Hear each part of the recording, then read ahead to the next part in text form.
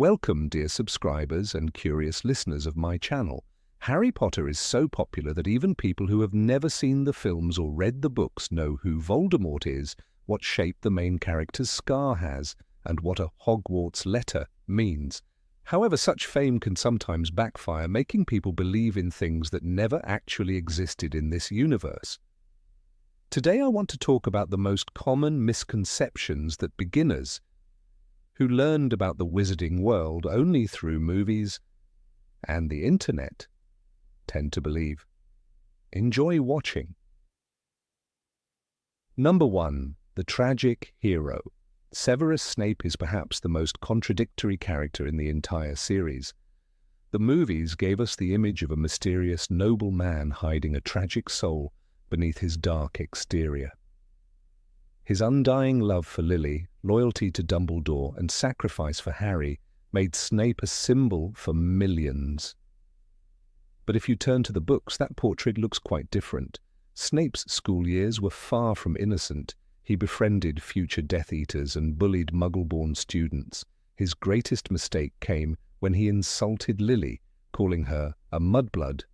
After that, Snape willingly joined Voldemort, sharing his ideals, and only fear for Lily's life made him switch sides.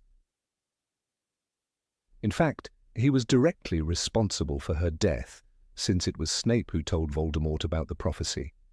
Unlike the films, where his motives appear noble and tragic, in the books it's much simpler. He acted out of personal, selfish love, not out of moral goodness. And yet there was strength in him, the strength to change.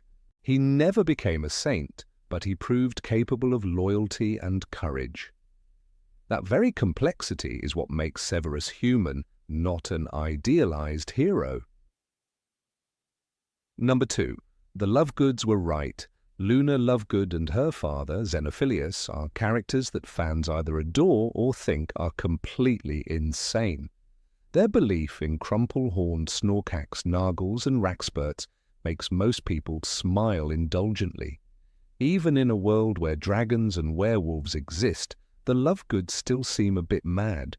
In the books, these creatures are imaginary. No one has ever seen them, and Mr. Lovegood's proof often turns out to be fake. The most vivid example, the crumple-horned Snorkax horn that Xenophilius proudly showed off, which turned out to be a blasting-end scroot horn and nearly blew up their house. Crumple-horned Snorkax, said Xenophilius stubbornly, are extremely shy and magical creatures. Mr. Lovegood, that's a blasting-end scroot horn, exclaimed Hermione. It's incredibly dangerous. Harry Potter and the Deathly Hallows.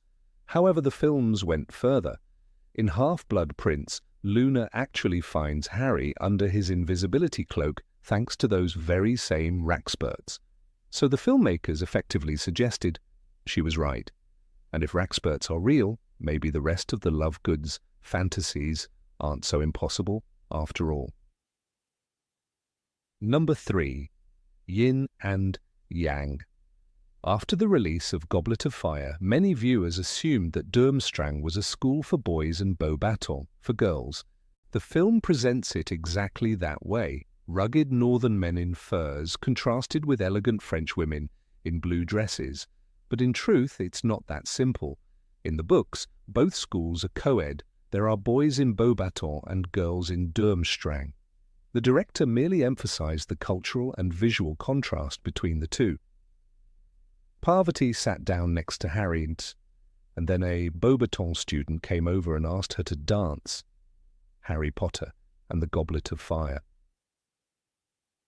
Yes, only one female Durmstrang student is mentioned in the books, but that doesn't mean there were no others.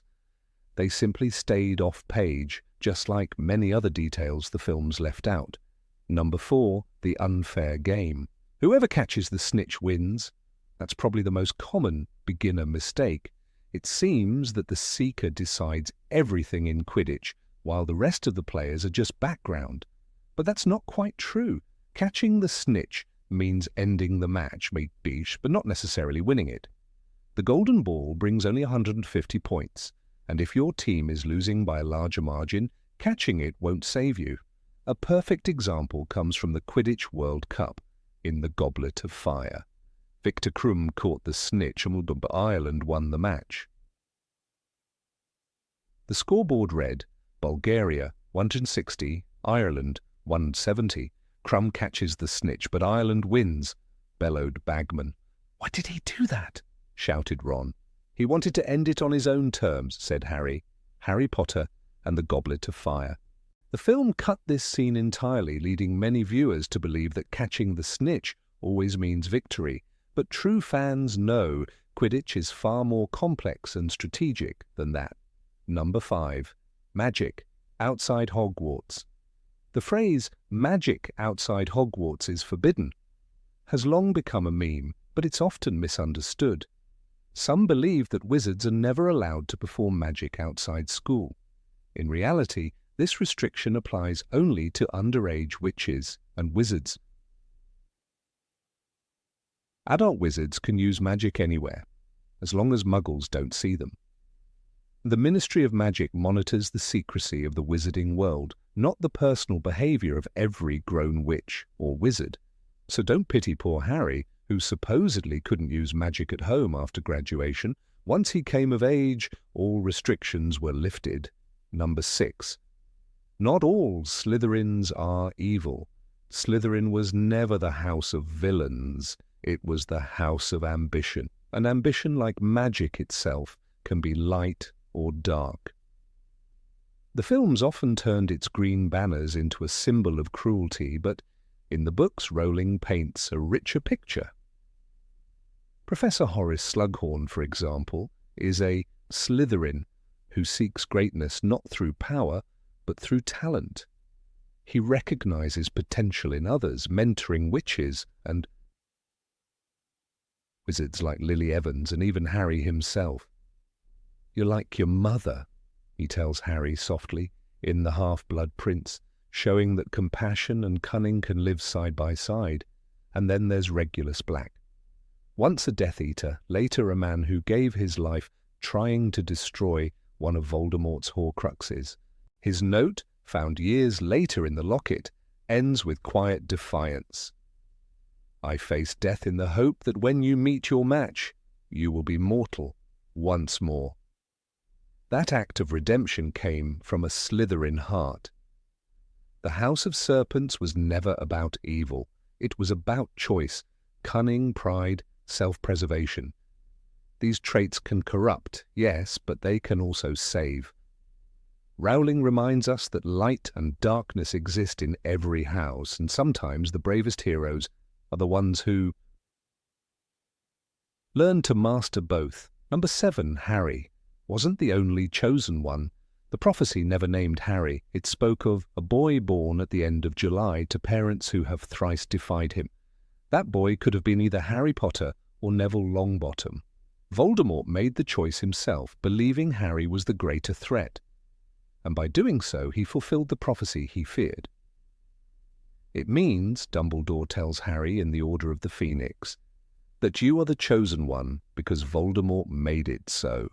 His arrogance sealed his fate. He created his own destroyer with his own hand. Neville's story runs quietly alongside Harry's like a shadow no one notices. He too lost his parents to Voldemort's cruelty. He too grew up alone, awkward, underestimated. Yet in the final battle, it is Neville who draws the sword of Gryffindor and destroys Nagini, the last Horcrux. I'll join you when hell freezes over, he shouts before striking, a moment of pure courage.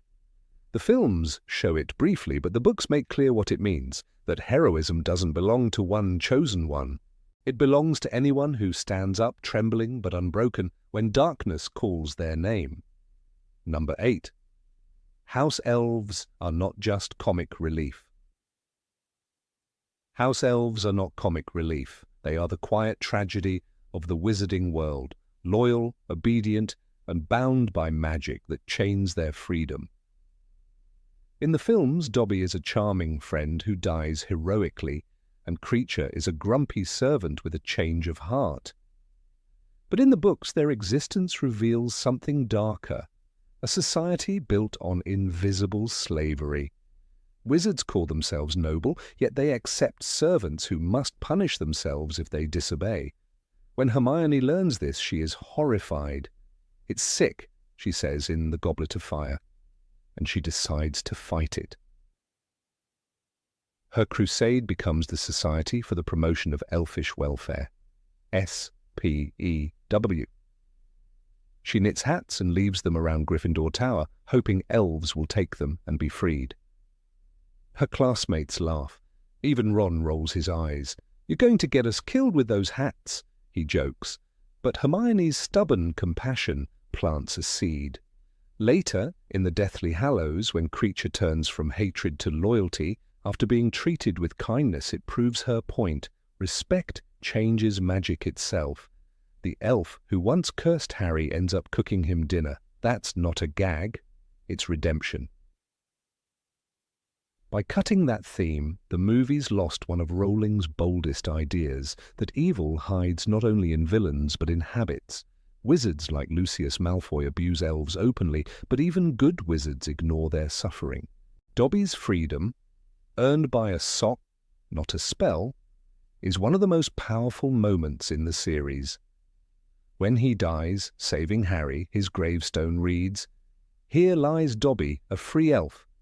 It's simple, but it shatters centuries of silence. Freedom, in the end, is the greatest magic of all. Number 9, Dumbledore was no saint.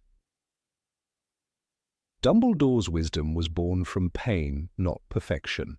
Long before he became the headmaster of Hogwarts, he was a brilliant but arrogant young wizard who believed he could reshape the world. His friendship with Gellert Grindelwald was not just intellectual. It was a meeting of two dreamers intoxicated by the idea of power. For the greater good, they said, believing domination could bring peace. But when their ideals turned to violence, Dumbledore's sister, Ariana, was caught in the crossfire. The duel that followed left her dead, and Dumbledore would carry that guilt for the rest of his life. That moment changed him forever. In the Deathly Hallows, he confesses to Harry, "I was gifted, I was brilliant, I wanted to escape, I wanted to shine, I wanted glory." These words strip away the myth of the perfect mentor. Dumbledore understood how seductive power can be, because he had tasted it. His choice to remain at Hogwarts, to refuse the position of Minister for Magic, wasn't humility alone, it was fear. The fear of becoming once again the man who placed ideals above lives. Every time he guided Harry, every secret he kept came from that wound he could never heal. The films show Dumbledore as serene and saintly, but the books reveal his quiet torment. He manipulated events, even people, believing he was preparing Harry for the right choice.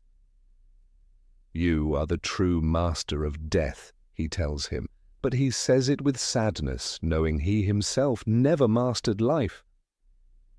Behind the twinkle in his eyes is a man haunted by ghosts, of Grindelwald, of Ariana, of his own ambition. He was never a saint.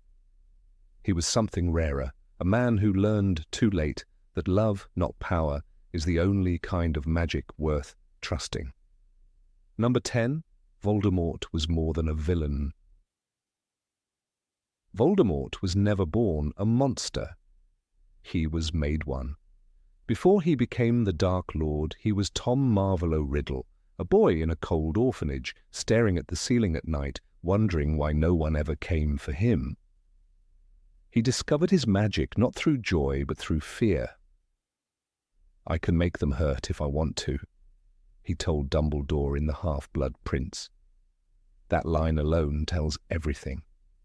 His magic grew from control, not love. Where Harry found belonging at Hogwarts, Tom found proof that he was different, and he decided never to be powerless again. His path to immortality wasn't just ambition.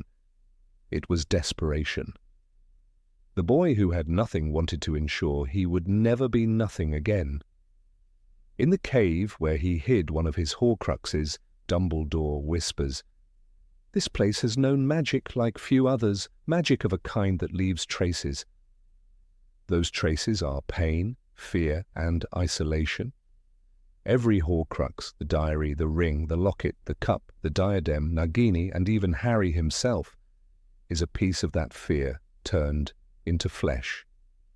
Each one screams the same thing: "I am afraid to die."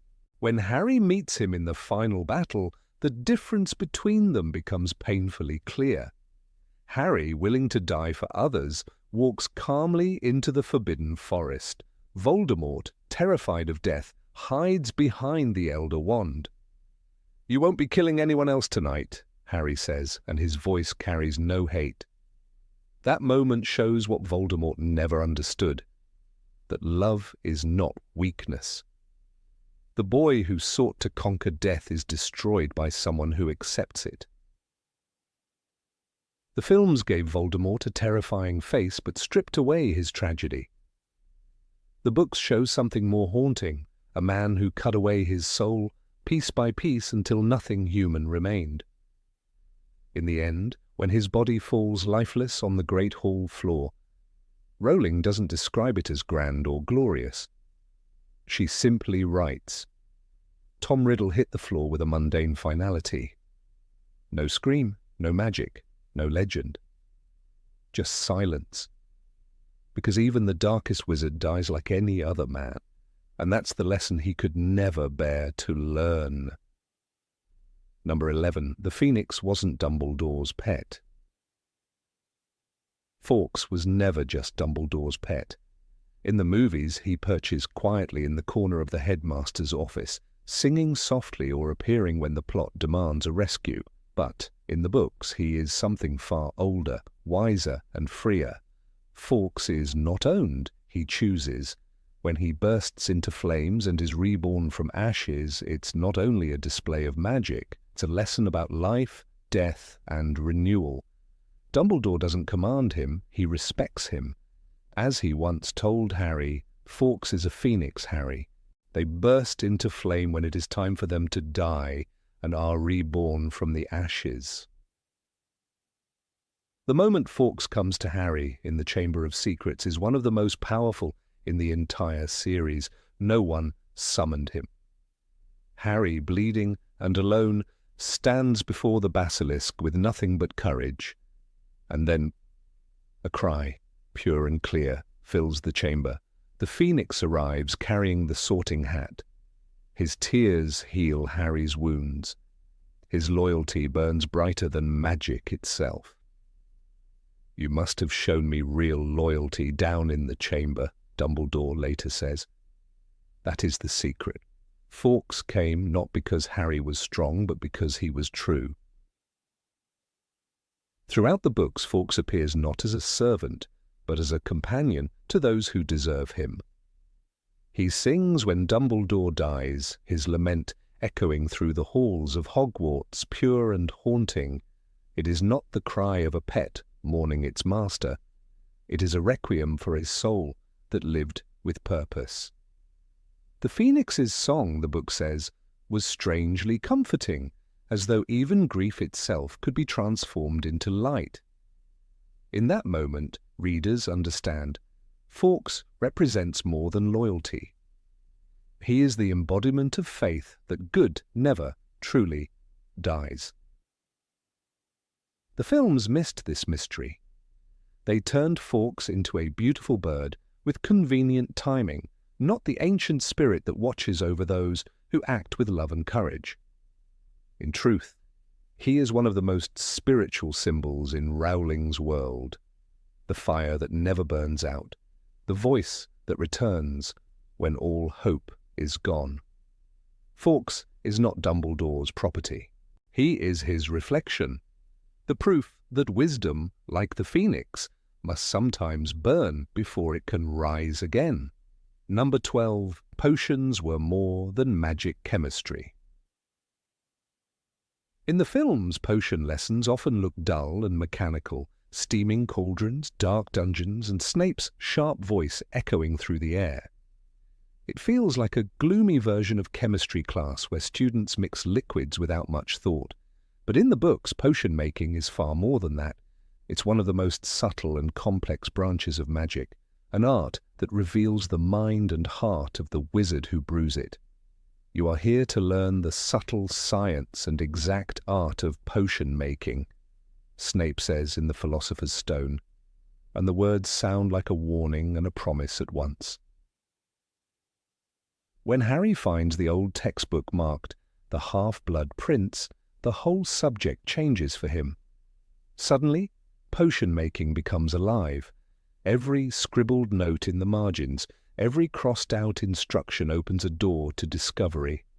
"Crush, don't cut, the Sapophoris bean," one note says.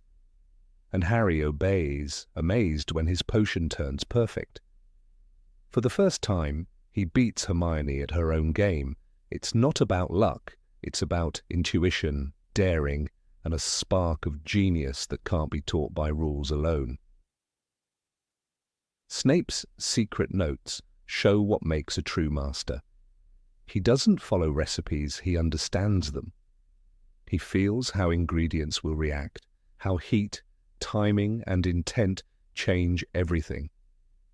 In that sense, potion-making mirrors Snape himself. Precise, emotional, and dangerous. A single drop too much can turn a cure into poison.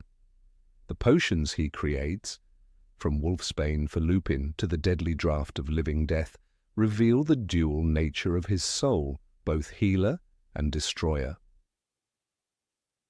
The movies lost that meaning. They left only fumes and cauldrons, not the philosophy behind them. In truth, potions are a metaphor for all magic and for life itself. You can't just follow instructions, you must understand why things blend the way they do. Magic isn't about repeating words. It's about knowing the reason behind them. And those who understand, like Snape and later Harry, discover that the true potion is not in the bottle, but in the heart that stirs it. Number 13, Hermione wasn't always perfect. Hermione Granger has long stood in the public eye as the cleverest witch of her age, the moral compass of the Golden Trio, and the voice of reason amid chaos. Yet this image owes much to the films, where Emma Watson's portrayal refined Hermione into a model of brilliance and composure. The cinematic Hermione rarely falters, her spells work, her plans succeed, and even her moments of frustration seem noble. But readers who turn to J.K. Rowling's books find someone far more complex. The literary Hermione is not flawless. She is emotional, impatient, self-righteous, and sometimes even wrong. And it is exactly this humanity that makes her one of the most compelling characters in the entire series. From her very first appearance in Harry Potter and the Philosopher's Stone, Hermione reveals both her brilliance and her insecurities. When she meets Harry and Ron on the Hogwarts Express, she corrects Ron's spellcasting and proudly declares, "I've tried a few simple spells just for practice, and it's all worked for me." Her tone is superior, almost boastful. Moments later, she criticizes Ron's attempt at a spell with a casual cruelty that stings. It is easy to see why the boys find her insufferable. The films soften this arrogance, portraying her as confident but kind. Yet in the books, Hermione's know-it-all nature isolates her, and she spends her first months at Hogwarts friendless. She is not born wise and likable. She earns her place in the trio only after learning humility. Her growth begins with one of her earliest mistakes, her rigid faith in authority. Throughout the first book, Hermione believes that following rules guarantees safety. When Harry and Ron decide to sneak out at night, she scolds them. "You'll get us all expelled." But by the time they face the mountain troll, she learns a hard truth. Sometimes rules must be broken to do what is right. She lies to Professor McGonagall to protect Harry and Ron, taking the blame herself. That moment marks the beginning of her moral evolution. The film includes this scene, but it lacks the subtlety of her internal transformation, her shift from blind obedience to courageous independence. The literary Hermione doesn't simply follow the rules, she learns when to challenge them. As the series progresses, her imperfections become sharper. In the Chamber of Secrets, she mocks others' ignorance, particularly when it comes to academic matters. When Ron struggles with his spells, she sighs with visible irritation. Her righteousness often blinds her to others' feelings, a flaw that the films rarely explore. Later, in The Prisoner of Azkaban, Hermione's decision to report Harry's new firebolt to Professor McGonagall fractures their friendship. In her mind, she is protecting Harry from a cursed broomstick, possibly sent by Sirius Black. To her friends, she is betraying their trust.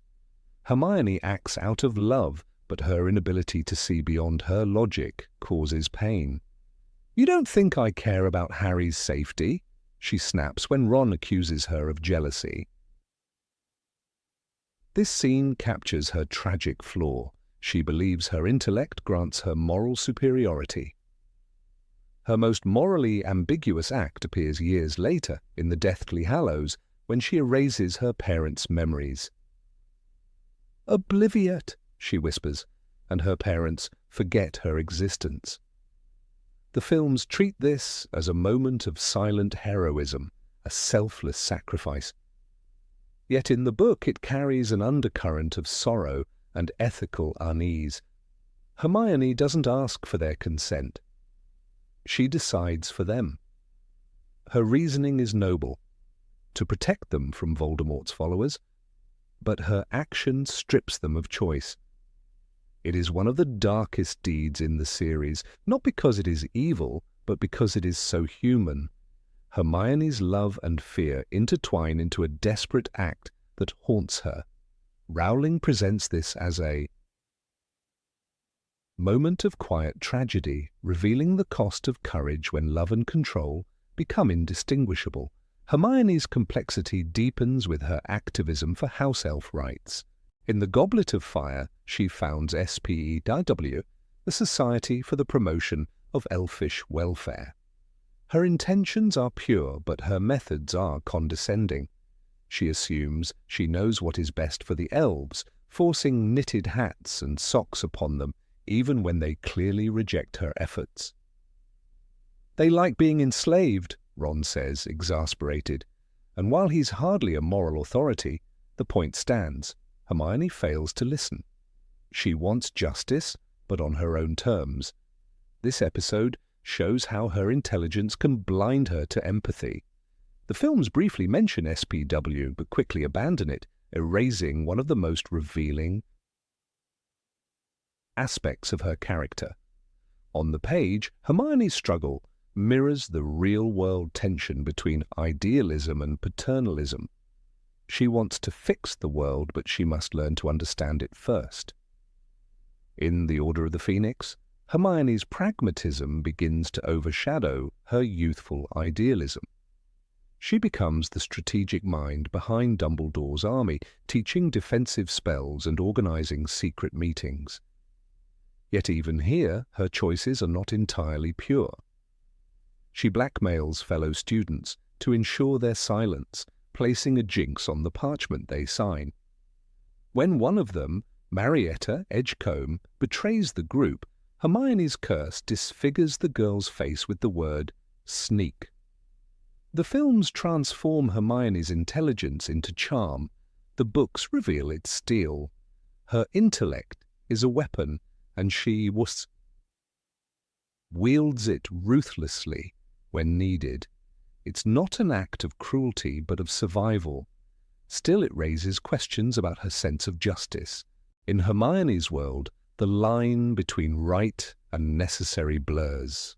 Number 14, Hogwarts isn't the only wizarding school. For millions of fans, Hogwarts has become the ultimate image of magical education, an ancient castle shrouded in mist, filled with portraits that whisper and staircases that shift. The films, with their grand visual storytelling, have engraved this image so deeply in our minds that many came to believe Hogwarts was the only school where young witches and wizards could learn magic. Yet J.K. Rowling's universe is much wider. Beyond the green hills of Scotland and the shadow of its towers, there are other schools hidden across continents, shaped by different histories, beliefs, and kinds of magic. The films gave us only one window, but the wizarding world is a vast mansion with many doors. In Rowling's writings, Hogwarts is only one of 11 long-established magical schools recognized by the International Confederation of Wizards. The others remain veiled in mystery for most readers, mentioned in passing or revealed through interviews and companion writings. But each of them carries a story as rich as Hogwarts itself. They are the proof that wizardry is not bound to a single land, nor confined to one language or tradition. They embody the global nature of magic, an art born from wonder, not geography. One of the most intriguing of these schools is Durmstrang Institute, located somewhere in northern Europe, possibly in the mountainous regions of Norway or Bulgaria. In Harry Potter and the Goblet of Fire, Durmstrang appears when Viktor Krum, the famous Bulgarian seeker, arrives at Hogwarts with his classmates aboard a ghostly ship that rises from the depths of the lake. The school's reputation is one of discipline, strength, and a rather suspicious tolerance for the dark arts. As Hermione once observed, they do actually learn the dark arts, not just the defense against them. This remark hinted at a deeper cultural divide. Durmstrang values understanding power in its rawest form. Its students wear heavy furs, thrive in cold weather, and study magic with a martial precision, reflecting the harsh northern lands that shaped them. In contrast stands Beauxbatons Academy of Magic, nestled in the warm foothills of the Pyrenees in France. When Madame Maxime's carriage, drawn by winged Abraxans, descends upon Hogwarts, it brings with it a different spirit of magic, one of elegance, refinement, and artistry. The Beauxbatons students are known for their grace and courtesy, a reflection of their homeland's appreciation for beauty and order. Fleur Delacour, one of its most famous graduates, radiated the charm and poise characteristic of Beauxbatons. Rowling's portrayal of this school carries undertones of the French Renaissance, marble halls, enchanted fountains, and lessons that blend spellwork with music and art. It shows that magic, in some parts of the world, is as much about harmony and creation as it is about power and defense. Across the ocean, hidden within Mount Greylock in Massachusetts, stands Ilvermorny School of Witchcraft and Wizardry, the North American counterpart to Hogwarts. Founded by Isolde Sayre, a descendant of Salazar Slytherin, Ilvermorny's story is one of reinvention and reconciliation. Sayre fled from the dark legacy of her ancestor and built a new place of learning with her Muggle husband, James Stewart. The school grew around values of equality and merit rather than bloodline. Its 4 houses, Thunderbird, Wampus, Horned Serpent, and Pukwudgie, reflect aspects of the soul and the body. The Thunderbird represents the adventurer, the Horned Serpent, the scholar, the Wampus, the warrior, and the Pukwudgie, the healer. Unlike the sorting hat at Hogwarts, the selection process at Ilvermorny allows multiple houses to claim a student. It is the student's choice that decides their future. The wands at Ilvermorny are also unique, for they are crafted by American wand makers using cores such as Thunderbird tail feathers or Horned Serpent horn. When a student receives a wand, it chooses them by responding to the nature of their spirit, an echo of the American ideal of individuality. Far from the Western world, in the mountains of Japan, lies Mahou Tokoro, the school whose name translates roughly as Place of Magical Learning. It is the oldest known magical institution in the East, and one of the smallest, built from mists and enchanted stone atop the volcanic island of Minami Iwo Jima, Mahutokoro is invisible to Muggles, appearing only as a shimmer in the air.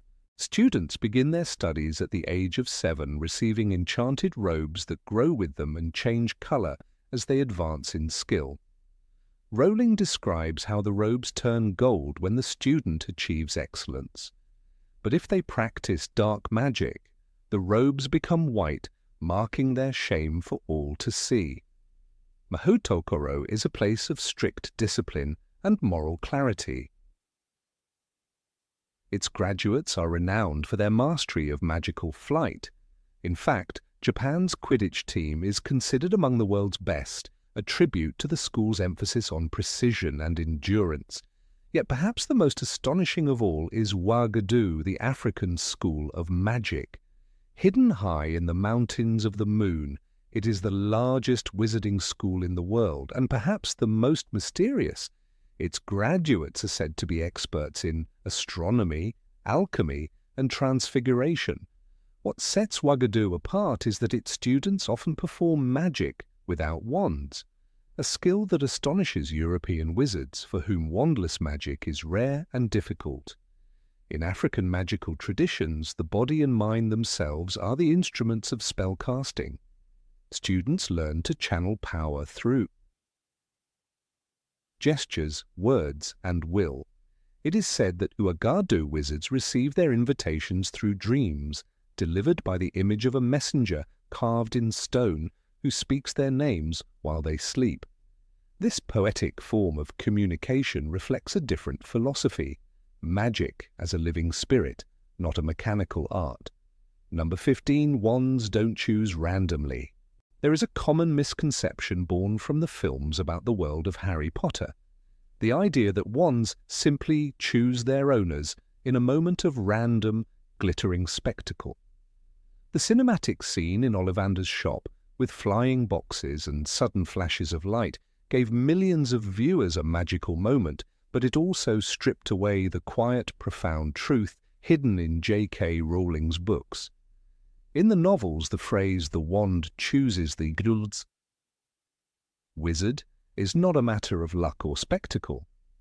It is a mystery rooted in destiny, character, and even the inner balance between good and evil within each person. Garrick Ollivander, the greatest wand-maker of his age, never spoke of magic as mere coincidence. His words held philosophy, not entertainment. When Harry Potter first entered Ollivander's shop in the Sorcerer's Stone, he was not chosen because of chance. Ollivander examined him as though reading his soul. He tried wand after wand, willow, maple, mahogany, and each rejected Harry silently. The boy's unease grew, but Ollivander remained calm, observing. Then came the holly wand, 11 inches, supple, containing a single feather from a phoenix. The moment Harry touched it, the air changed. A warm wind filled the shop, golden. Sparks danced from the tip, and Ollivander's silver eyes brightened. "Curious, very curious," he murmured. The phoenix who gave this feather had given only one other, to the wand that chose Tom Riddle, later known as Lord Voldemort. That single sentence carried the weight of prophecy. 2 wizards, 2 wands bound by one creature's gift, not rivals by chance, but by the design of fate. This detail is often lost in the film's rhythm. In the book, Ollivander explains why it is curious. He does not say it because the event is odd, but because he senses destiny at work. The phoenix's feather does not just react to power, it recognizes resonance, a similarity between souls. Harry and Voldemort, though standing on opposite sides of the moral line, share something deep and dangerous, the mark of greatness and the capacity for choice. Ollivander once told Harry, "The wand chooses the wizard, Mr. Potter. It's not always clear why." That quiet uncertainty reveals that the bond between wand and wizard is not mechanical, but spiritual. It is as though the wand, a vessel of ancient wood and living core, sees what the wizard himself cannot yet understand. The wands in the Harry Potter universe are not lifeless tools. They are semi-sentient, attuned to emotion, loyalty, and purpose. Ollivander described them as quasi-intelligent, meaning they respond to strength of character as much as magical ability. That is why Neville Longbottom's early struggles were not due to incompetence, but to an inherited wand, his father's. When Neville finally received a wand of his own, his magic flourished. It was never about learning new spells. It was about the wand acknowledging who he truly was. This subtle truth never made it into the films, yet it defines one of the central ideas of the wizarding world. Magic is not about dominance, but harmony. Consider the way wands behave during moments of conflict. In the Goblet of Fire, during Harry's duel with Voldemort in the graveyard, the two wands refused to destroy each other. They were brothers, bound by the same phoenix's feather, and so the phenomenon known as priori incantatem occurred. The wands locked together, singing a single note of magic, forcing ghosts of Voldemort's victims from his wand, a moment of moral reckoning. The wands themselves decided that this was not an ordinary duel. That scene, rich in metaphysical tension in the book, was rendered in the film as visual spectacle, but its essence was deeper. The wands recognized each other and refused to obey hatred's command. They exposed the will behind the spell. Every wand has a history and a temperament. Ollivander recorded each with reverence. You, associated with death, but also with life and renewal. Phoenix feather, capable of great range, but difficult to master. Such descriptions are not random. The wandwood and core mirror the wizard's moral and emotional essence. Harry's holly is traditionally a protective wood, often used to ward off evil. Voldemort's yew, on the other hand, symbolizes both death and immortality, fitting for a man obsessed with defeating death itself. Even Hermione's vinewood wand, described as graceful and flexible, suits her intellect and empathy, while Ron's ash wand reflects loyalty and persistence. The films merely display these objects as props, but in the books they are psychological portraits carved into wood. One of the most overlooked wand stories is that of Draco Malfoy. His hawthorn wand, 10 inches long with a unicorn hair core, reflected contradiction. Hawthorn is complex, like the wizards who best match it, Ollivander said. It is a wood both healing and harmful, symbolizing inner conflict. Draco, torn between family expectations and his reluctant conscience, embodied that duality. When Harry later disarmed Draco at Malfoy Manor, he unknowingly won the allegiance of Draco's wand. This event seems simple in the film, but in the book it is a spiritual shift. The wand recognized mastery not through violence, but through conviction. It began to sense in Harry a strength that Draco had never possessed, not arrogance, but courage, guided by compassion. Number 16, the wizarding world doesn't hide only from muggles. In the cinematic world of Harry Potter, the audience is gently guided to believe that the wizarding society hides just one grand secret: the existence of magic itself. To the untrained eye, the veil between muggles and wizards seems to be the only border worth mentioning. Yet J.K. Rowling's books whisper of deeper shadows and invisible tensions that no camera ever dared to show. Behind every glowing spell and enchanted corridor lies a labyrinth of secrets that even the Ministry of Magic struggles to control. The films, in their effort to preserve the fairy tale glow, left untouched the darker reality that magic itself is woven into lies, omissions, and silences. Within the pages of the novels, the wizarding world is not merely a utopia of floating candles and flying broomsticks. It is a society trembling under the weight of its own secrets. The Ministry's in a right state, Arthur Weasley once mutters in Order of the Phoenix, a simple line that hides a chilling truth. Power in the magical world is as corrupt, self-serving and bureaucratic as in any Muggle government. Ministries spy on citizens, hush scandals, and rewrite history when convenient. The world of wizards, for all its splendor, mirrors the world it claims to surpass. Consider Azkaban, the grim fortress adrift in a cold northern sea, mentioned so briefly in the films that it almost becomes a footnote. But in the books it is a living nightmare, an institution born not from justice but from fear. Dumbledore once remarked that those who enter Azkaban rarely leave unchanged, and even he opposed its existence. The Dementors, those foul guardians of despair, are not loyal servants but predators tolerated by the Ministry. The question never answered, neither in the books nor the films, is simple. Who truly controls Azkaban?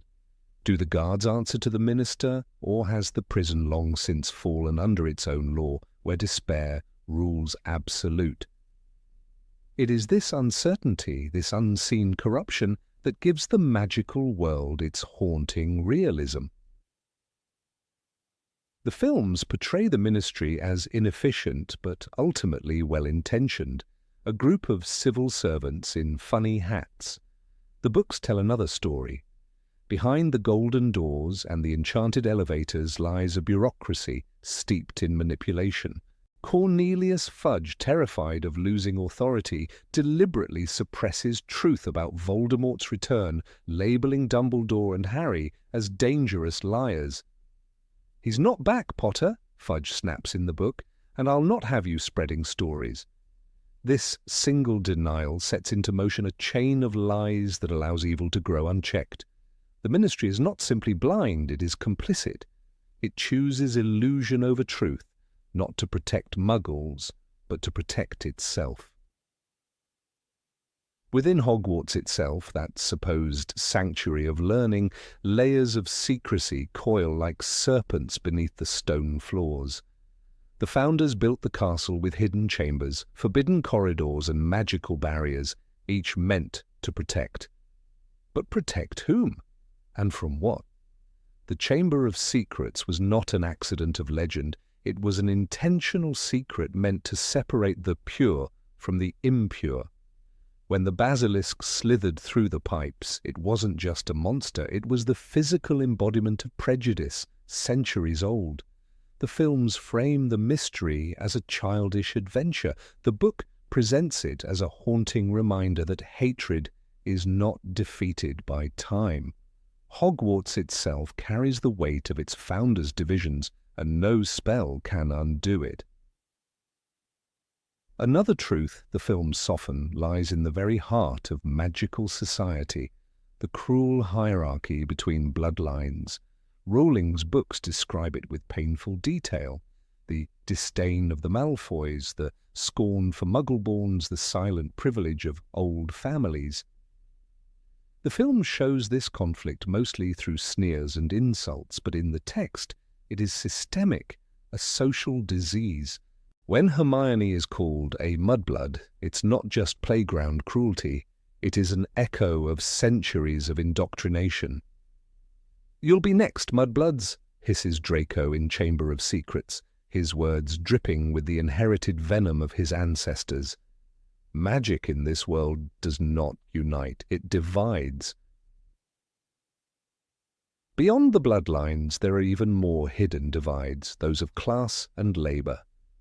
The plight of the house elves is one of the most glaring omissions from the films. Beneath the shining halls of Hogwarts, these creatures toil unseen, bound by enchantments they did not choose. "We is here to serve, sir," Dobby once says, his voice trembling between fear and hope. The magic that enchants the castle also enslaves. The wizarding elite turn a blind eye to this servitude, cloaking their comfort in words of tradition and necessity. Only Hermione, in her stubborn and naive crusade for elf rights, dares to challenge the silence. The wizarding world, it turns out, hides its injustices as neatly as it hides its magic. The Department of Mysteries is another layer of enigma conveniently simplified on screen. In the book, it is a haunting place filled with experiments too forbidden to name. Time, death, love, and memory studied not for wisdom, but for control. Unspeakables, the department's workers live their lives in silence, forbidden to speak of what they see. Rowling never reveals their secrets, leaving readers with a sense of unease. The Ministry doesn't just regulate magic, it manipulates its essence. Who knows what happens behind those black doors, where time can be reversed and souls may be split apart? The films give us only a glimpse, the spinning prophecy spheres, the echo of a battle. But the books whisper of something colder, knowledge too dangerous for any society to wield. Even Dumbledore, that beacon of wisdom, guards his own shadows. His past, revealed only in Deathly Hallows, unveils a man haunted by ambition and guilt. "I was blinded by my own dreams," he confesses to Harry in The Spectral King's Cross. He once sought to impose order upon the world of wizards, not unlike the Dark Lord he would later oppose. The films turn Dumbledore into a saint. The books remind us that he was a man, brilliant, flawed, and frightened of his own power. His secrecy is not the silence of peace, but of penance. The wizarding press, another seemingly innocent detail, plays a darker role in the books than the cheerful headlines shown in the movies. The Daily Prophet is not an impartial newspaper, but an instrument of propaganda. Its pages twist truth to match the Ministry's agenda, vilifying Dumbledore one day and glorifying him the next. When Rita Skeeter reports on Harry's instability, it is not journalism, but character assassination. The manipulation of information ensures that even within the magical community, truth is a rare and dangerous thing. Wizards, just like Muggles, live under the influence of controlled narratives. The magical creatures themselves add to the mystery that films often sanitize. Thestrals, creatures visible only to those who have seen death, are not mere mounts for a chase scene. They are living reminders of mortality, acceptance, and unseen truths. The Ministry classifies them as dangerous, yet they harm no one who understands them. It is the same pattern throughout wizarding society, fear disguised as regulation. Werewolves are marginalized, centaurs banished to forests, and giants hunted into extinction. The magical world hides not only from Muggles, but from its own conscience. Then there are the goblins, secretive, intelligent, and perpetually mistrusted by wizards. The films barely touch their resentment, yet the books suggest centuries of exploitation. Wizards took what was theirs, Griphook tells Harry, his tone sharp with memory. The supposed harmony between species is nothing but a fragile truce built on deceit. The wizarding banks run by goblins are monuments of irony, symbols of cooperation that mask a history of servitude. Gold flows freely, but trust does not. Even death, the great mystery, is shrouded in manipulation. The Hallows themselves, Gid the Elder Wand, the Resurrection Stone, and the Cloak of Invisibility are not merely objects of legend, but reflections of human obsession. The films treat them as tools in a final battle. The books reveal them as moral tests. "Does the wand in your hand make you powerful?" Dumbledore asks in reflection.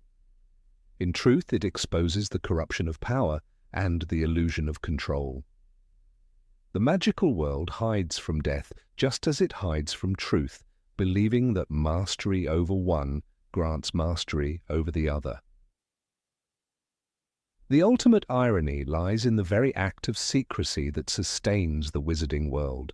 Magic thrives not because it is hidden from Muggles, but because wizards hide from themselves, from their fears, their history, their responsibilities. They build prisons instead of justice, ministries instead of morality, and myths instead of understanding. The films, by simplifying this world into a spectacle of light and heroism, spared audiences the discomfort of seeing what magic costs. But Rowling's text never let us forget. Power, no matter how enchanting, demands a price. The wizarding world, in truth, is a mirror, not a fantasy, but of us. Beneath the spells and the shimmering hallways lie the same secrets that haunt any civilization: inequality, fear, ambition, and the relentless need to control what we do not understand. To see only the charm is to miss the warning. For as Dumbledore once said, the truth. It is a beautiful and terrible thing and should therefore be treated with great caution. And perhaps that is the final secret the films chose to hide, that magic itself is not light or darkness, but the reflection of every soul that wields it. Number 17, there are more than 3 Deathly Hallows. The story of the Deathly Hallows, as told in the films, has become one of the most recognizable myths of the wizarding world. Viewers remember the haunting animation, 3 brothers crossing a dark river, meeting death, and receiving gifts that would make them legends. A cloak to hide from death, a stone to summon the dead, and a wand that could not be defeated. But what the movies turned into a fable with clear edges was in truth only a fragment of something deeper, older, and much more human.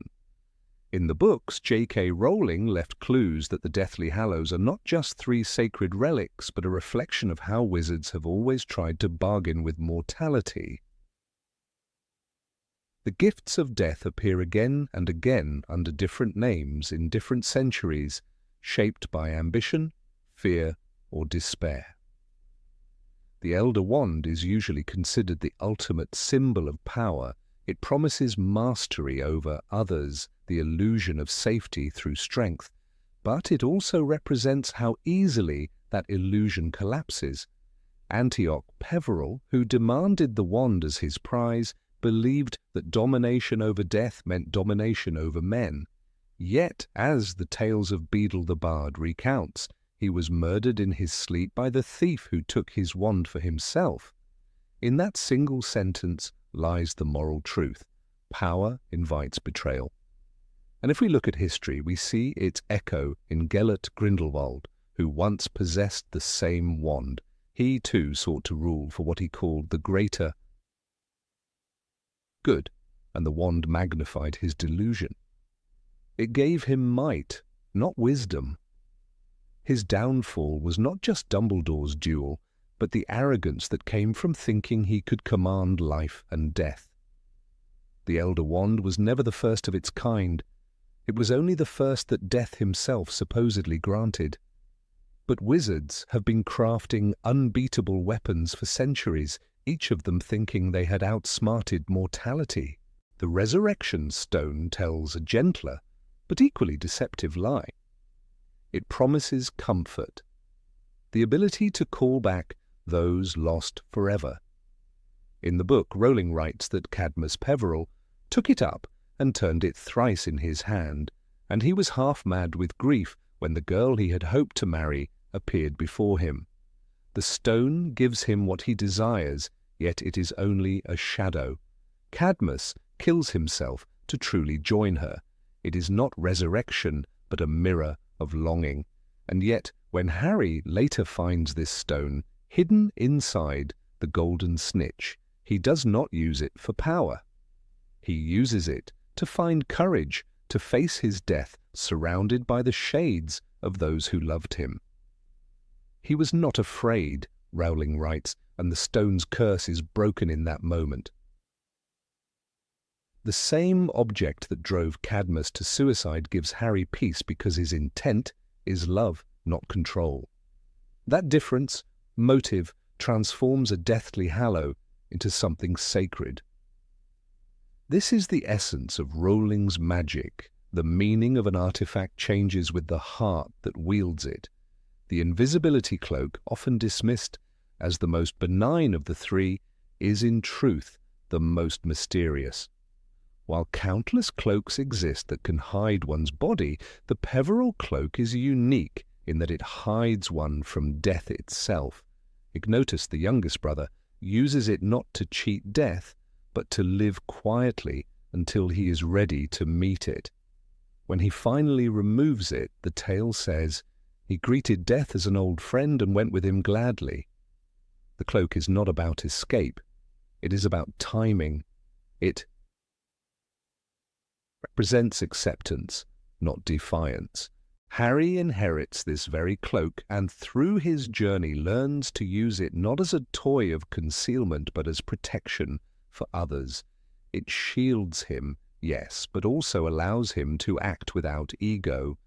It is perhaps the only hallow that carries no curse because it is rooted in humility, not fear. But if these three artifacts are the canonical, deathly hallows, then what of the others that mirror them, the cursed objects that also promise victory over death? The films never explore this question, but the books whisper about it in every dark corner of wizarding history.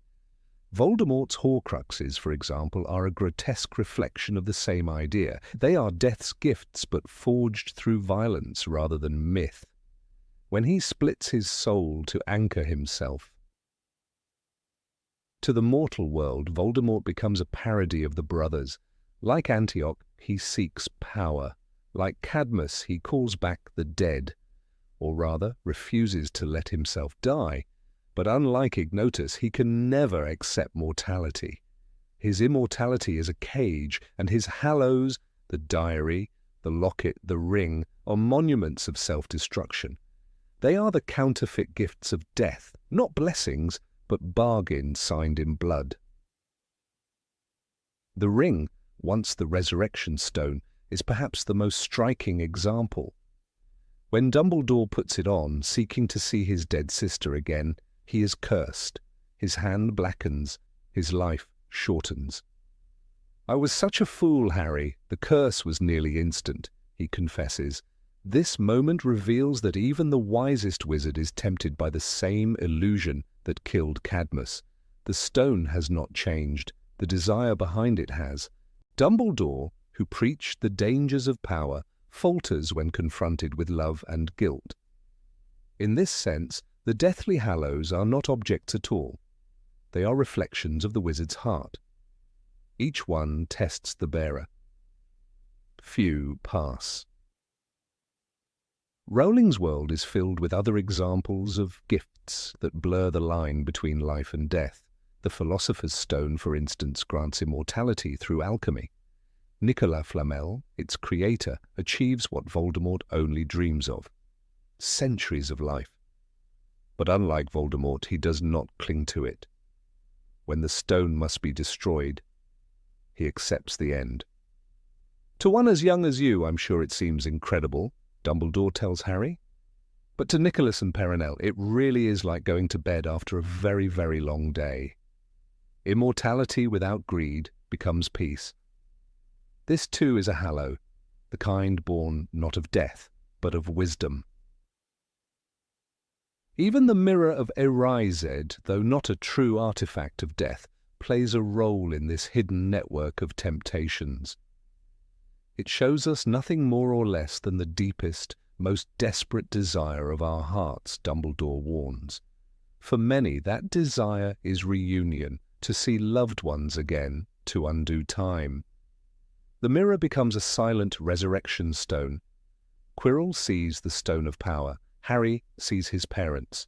Both long for what they cannot truly have. Death's allure lies in this yearning, to look without letting go. Every object that grants vision beyond the mortal boundary, from Tom Riddle's diary to the Hallows themselves, feeds on that human weakness. It is no coincidence that love is always the counterspell. When Lily Potter sacrifices herself, she performs a magic older than any wand. Voldemort cannot understand it because it demands surrender. He knows not love nor loyalty, and I pity him, Dumbledore says. Lily's love is the true hallow, the one death cannot claim. Every dark artifact, every cursed ring or murderous wand collapses when faced with that power. This is why Harry survives again and again. His victory is not over death, but over the illusion of control. The three hallows then become symbols rather than inventory. The wand represents mastery, the stone represents memory, and the cloak represents mercy. But the world is full of smaller versions of each. Wands that destroy, stones that resurrect, cloaks that conceal. They are countless. Some are born of magic, others of emotion. The Marauder's map, for instance, is a living shadow of the cloak, a way to see without being seen, to move beyond normal limits. The Dementor's kiss is death's parody of resurrection, pulling out the soul while leaving the body intact. The Pensieve is a humane counterpart to Horcruxes, a vessel for memory that does not kill. Every magical object in the series touches, in some way, the boundary between life and death. The Hallows are simply the purest metaphor for that eternal crossing. Rowling never calls these other relics Hallows, but their purpose is unmistakable. They offer choice. Will the wizard seek to dominate death, to deny it, or to understand it? Voldemort's path is domination, Dumbledore's denial, Harry's acceptance. In this triangle lies the hidden meaning of the myth. The story of the brothers is not about gifts from death, but about how three souls responded to mortality. Antioch fought it, Cadmus mourned it, Ignotus embraced it. The films, focused on the visual grandeur of three relics, miss the point that death's gifts are infinite because human fear is infinite. There are echoes even in side stories, the ghostly figures haunting Hogwarts, nearly headless Nick, the Bloody Baron, the Grey Lady, are living proofs of failed negotiations with death. "I was afraid of death," Nick admits. "I chose to remain behind. I sometimes wonder whether I oughtn't have." They too possess a kind of deathly hallow, though intangible, the half-life of regret. Ghosts, cursed portraits, even enchanted journals are all extensions of that same desire to linger. The wizarding world is crowded with immortals who cannot live and mortals who fear to die. In this light, the legend of the Deathly Hallows ceases to be a fairy tale and becomes a mirror for all wizards and for us. The real Hallows are not the artifacts themselves, but the choices they represent. Every generation invents its own. For some, it is a potion of eternal youth. For others, a spell that controls minds. And for a few, it is the courage to walk into the forest, drop the stone, and face the inevitable without trembling. That is the true mastery over death, not to defeat it, but to understand it.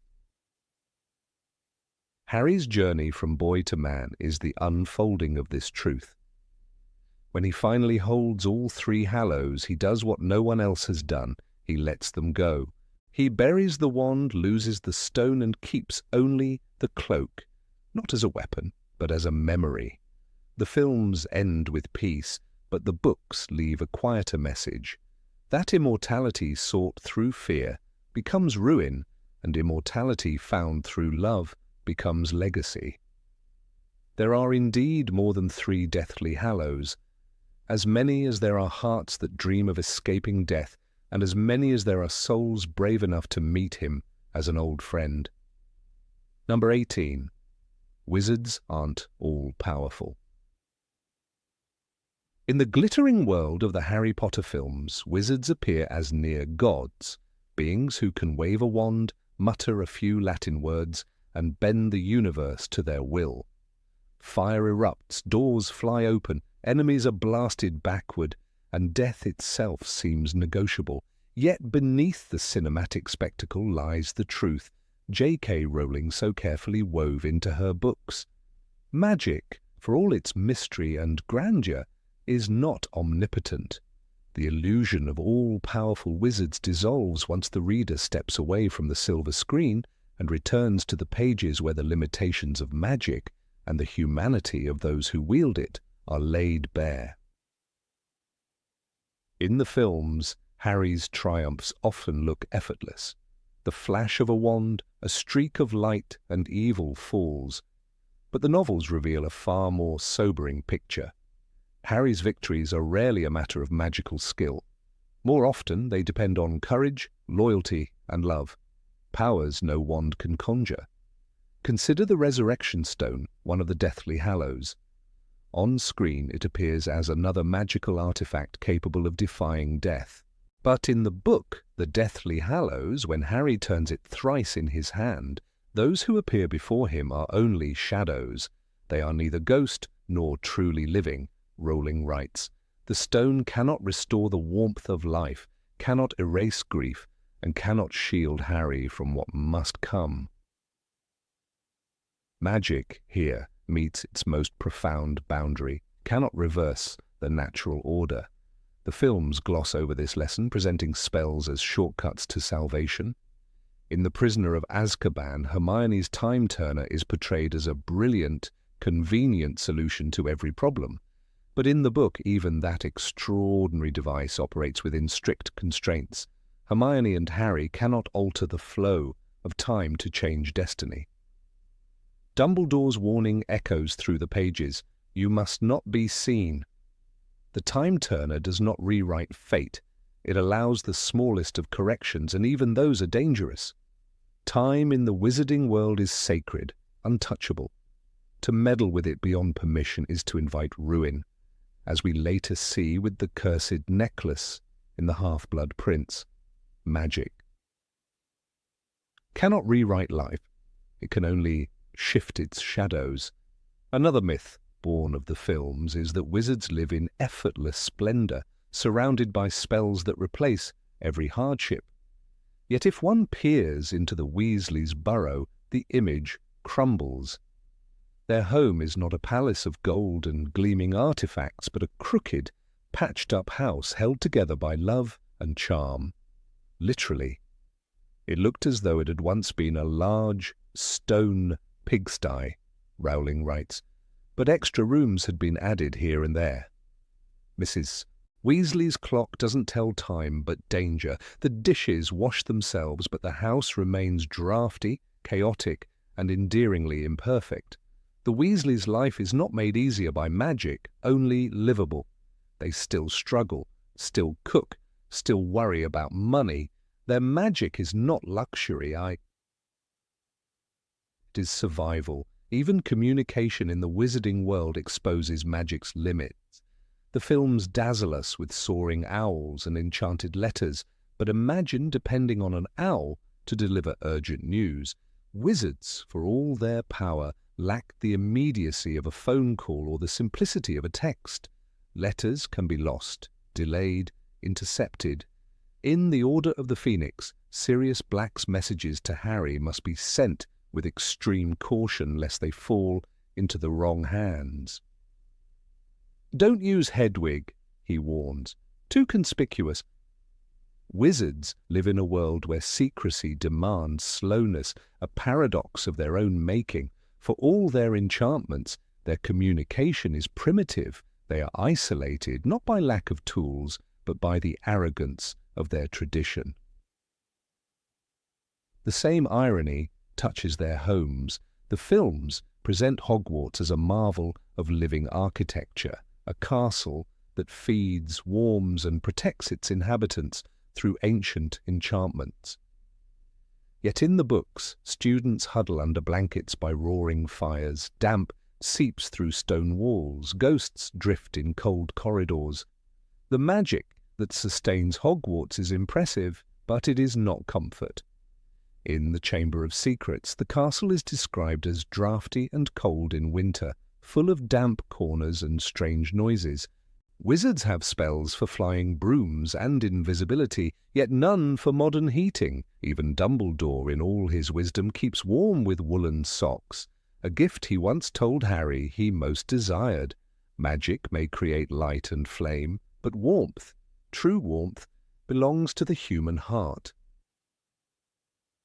In truth, the wizarding world often appears technologically backward. The film's bright visual effects disguise what the books make clear. Wizarding society stagnates. The Ministry of Magic still shuffles parchment, still relies on quills and ink, still holds trials that resemble those of medieval Europe.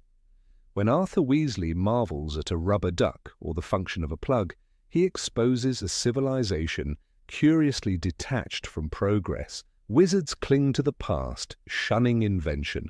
Their world is steeped in nostalgia, not innovation. Magic, in this sense, is both gift and curse. It gives the illusion of advancement while binding its users to ancient habits. The films also strip away the toil behind magic. In The Half-Blood Prince, the cinematic Harry flicks spells with cinematic precision. But in the novel, spellcasting is as much art as science. Words must be exact, intent pure, wand movement precise. The slightest error can backfire. During one of Slughorn's classes, Harry uses a spell from the Half-Blood Prince's annotated textbook, Sectum Sempra, and nearly kills Draco Malfoy. Blood spurted from Malfoy's face and chest as though he had been slashed with an invisible sword. Magic, powerful and unrestrained, becomes destructive when wielded without understanding. There is no omnipotence here, only peril cloaked in brilliance. The films also romanticize love's connection to magic, reducing it to a sentimental force. Yet in the books, love stands as something beyond spells, unreachable even by the most gifted wizards. Lily Potter's sacrifice is not a charm but an act of pure, selfless choice. "Your mother died to save you," Dumbledore tells Harry, "and in doing so she gave you a protection the Dark Lord could not understand." Voldemort, for all his power, is defeated not by greater magic, but by something utterly human: compassion. No wand can summon it, no incantation can imitate it. It is the one force before which magic bows its head. Death, too, humbles magic. The films often turn death into a spectacle. Glowing Patronuses, triumphant duels, phoenix tears that heal. But in the Deathly Hallows, Rowling makes death an intimate, unalterable truth. Even Dumbledore, the mightiest wizard alive, cannot escape it. His end, planned and accepted, becomes a lesson in surrender. "Do not pity the dead, Harry," he says from beyond the veil. "Pity the living, and above all, those who live without love." Magic cannot halt the march of time, nor shield one from its final breath. Wizards die, as all humans do, and their greatness lies not in avoiding death, but in facing it. Perhaps the most revealing portrait of magical limitation lies in Voldemort himself.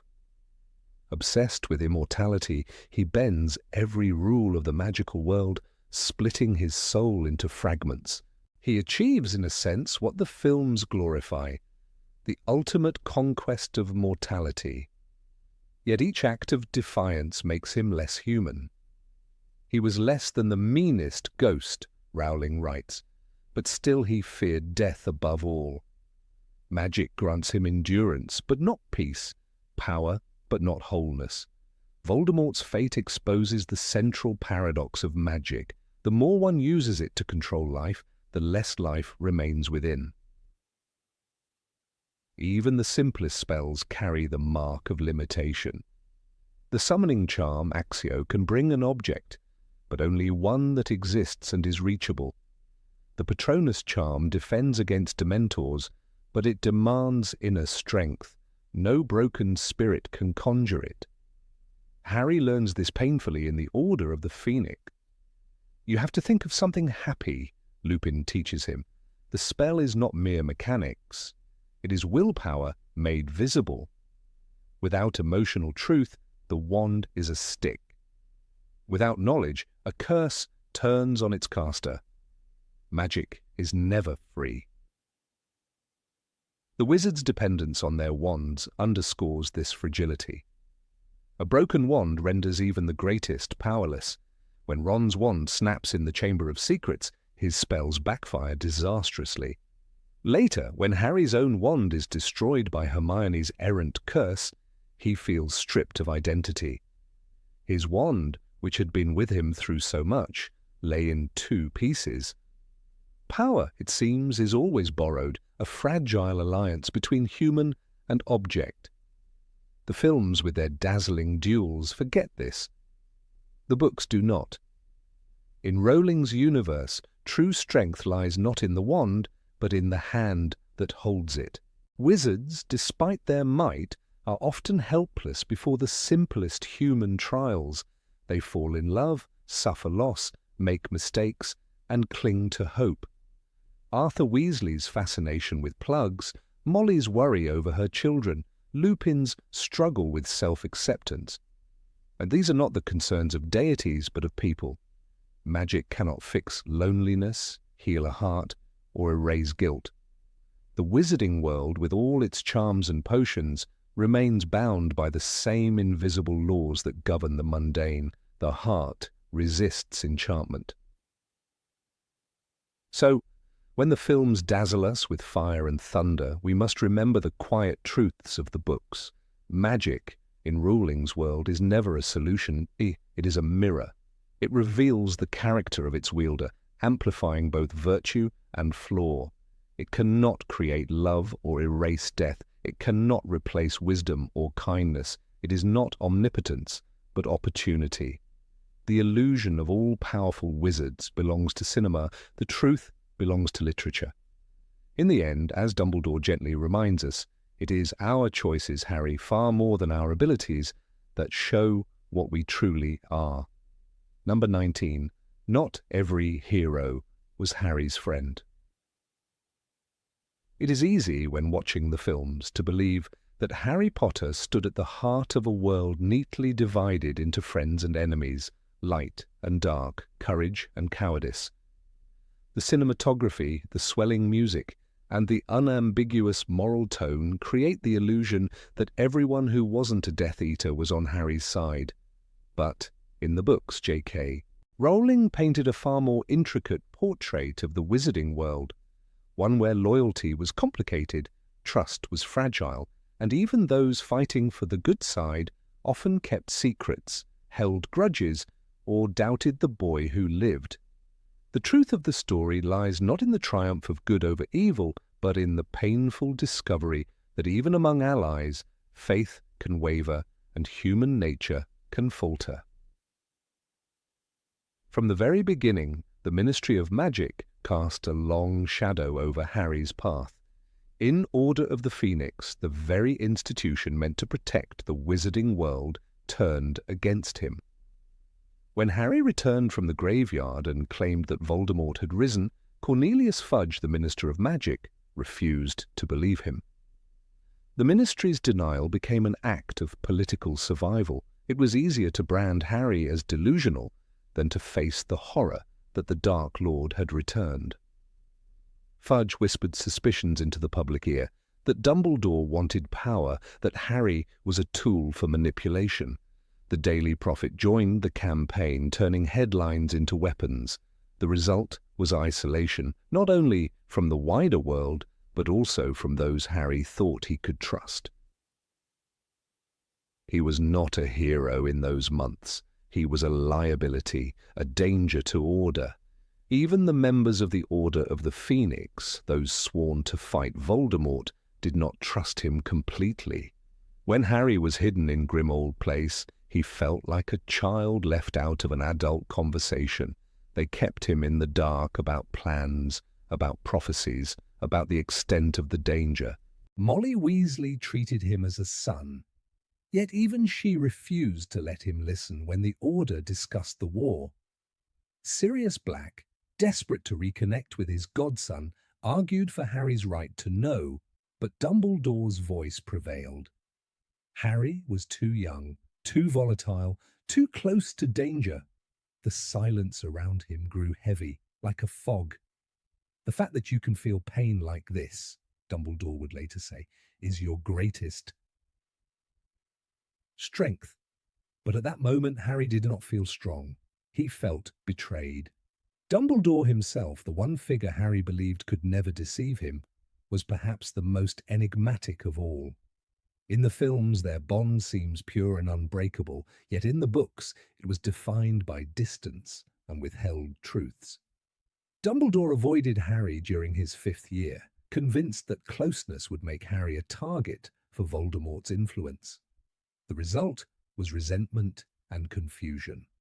Harry's anger grew with every unanswered question. When he finally learned of the prophecy that had defined his life, the revelation felt less like enlightenment and more like manipulation. He wanted to keep me in the dark, Harry thought bitterly. That sense of betrayal haunted him until the very end, even after Dumbledore's death, when he began to uncover the old man's secrets, his friendship with Grindelwald, his sister Ariana, and the guilt that followed him. The line between mentor and manipulator blurred, and Harry had to decide whether he would still choose to follow a man whose moral compass had once faltered. Hermione Granger and Ron Weasley, names synonymous with friendship and loyalty, also reveal the fragile humanity behind heroism. The films simplify their dynamic into moments of courage and unity, but the books show the fractures beneath the surface. During the Triwizard Tournament, Ron's jealousy exploded when he believed Harry had entered his name into the Goblet of Fire. "You want to win so badly you didn't even tell me?" he accused. For days, they did not speak. It was not Voldemort or Slytherin plotting against Harry that broke him that year. It was the disbelief of his best friend. Hermione, too, had moments of quiet conflict. Her logical nature often clashed with Harry's impulsive courage. When he formed Dumbledore's army, she supported him, but she also feared what he was becoming, a symbol, not just a boy. Behind every act of bravery there was an argument, a fracture, a reminder that unity required constant effort. Among the members of the Order, mistrust festered even between comrades. Severus Snape, Dumbledore's most secretive ally, embodied that tension. To Harry, Snape was a monster wearing the robes of a teacher. Even as Snape risked his life to protect Harry, he despised him for looking so much like James Potter, the man who once humiliated him. The films turned Snape's final revelation into a moment of redemption. But in the books, the truth is more ambiguous. Snape protected Harry out of love for Lily, not for Harry himself. His loyalty was born of grief, not affection. When he spat, "You have your mother's eyes," it was both a curse and a confession. The Order never fully trusted him, and neither did Harry, even at the end. Trust, in Rowling's world, was always transactional, earned through pain, not words. The media played its own role in distorting truth and trust. Rita Skeeter, the poisonous quill of the Daily Prophet, thrived on scandal. Her exclusive on Harry during the Triwizard Tournament painted him as unstable, attention-seeking, and dangerous. "A tragic past has left this boy scarred and attention-hungry," she wrote with venomous delight.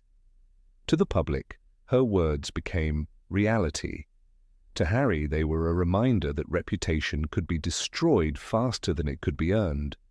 When the Ministry used the press to discredit him, Skeeter's quill was sharper than any wand.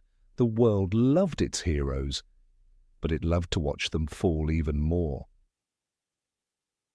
Even Hagrid, whose loyalty to Harry never wavered, revealed that affection could coexist with secrecy. In Chamber of Secrets, he knew more about Tom Riddle and the Chamber's history than he admitted. His love for magical creatures often endangered others, and Harry had to navigate the tension between admiration and exasperation. The world of adults that once seemed safe and protective became a labyrinth of half-truths and hidden motives. The kindness of one person did not erase their flaws. The books also exposed divisions within Hogwarts itself, divisions the films only hinted at. Slytherin House was painted as the enemy, Yet even among its members there were shades of grey. Horace Slughorn, who returned to teach potions, was no villain, but his vanity blinded him to danger. His pride in talent led him to encourage Tom Riddle, never realizing the boy's true darkness. "It was a different time," Slughorn later murmured, his guilt etched into his voice. The lesson was clear. Evil rarely enters the world shouting its name. It comes through admiration, through flattery, through the desire to belong. The younger generation mirrored these complexities. Neville Longbottom, timid and clumsy in the beginning, doubted Harry's every claim until he found courage of his own.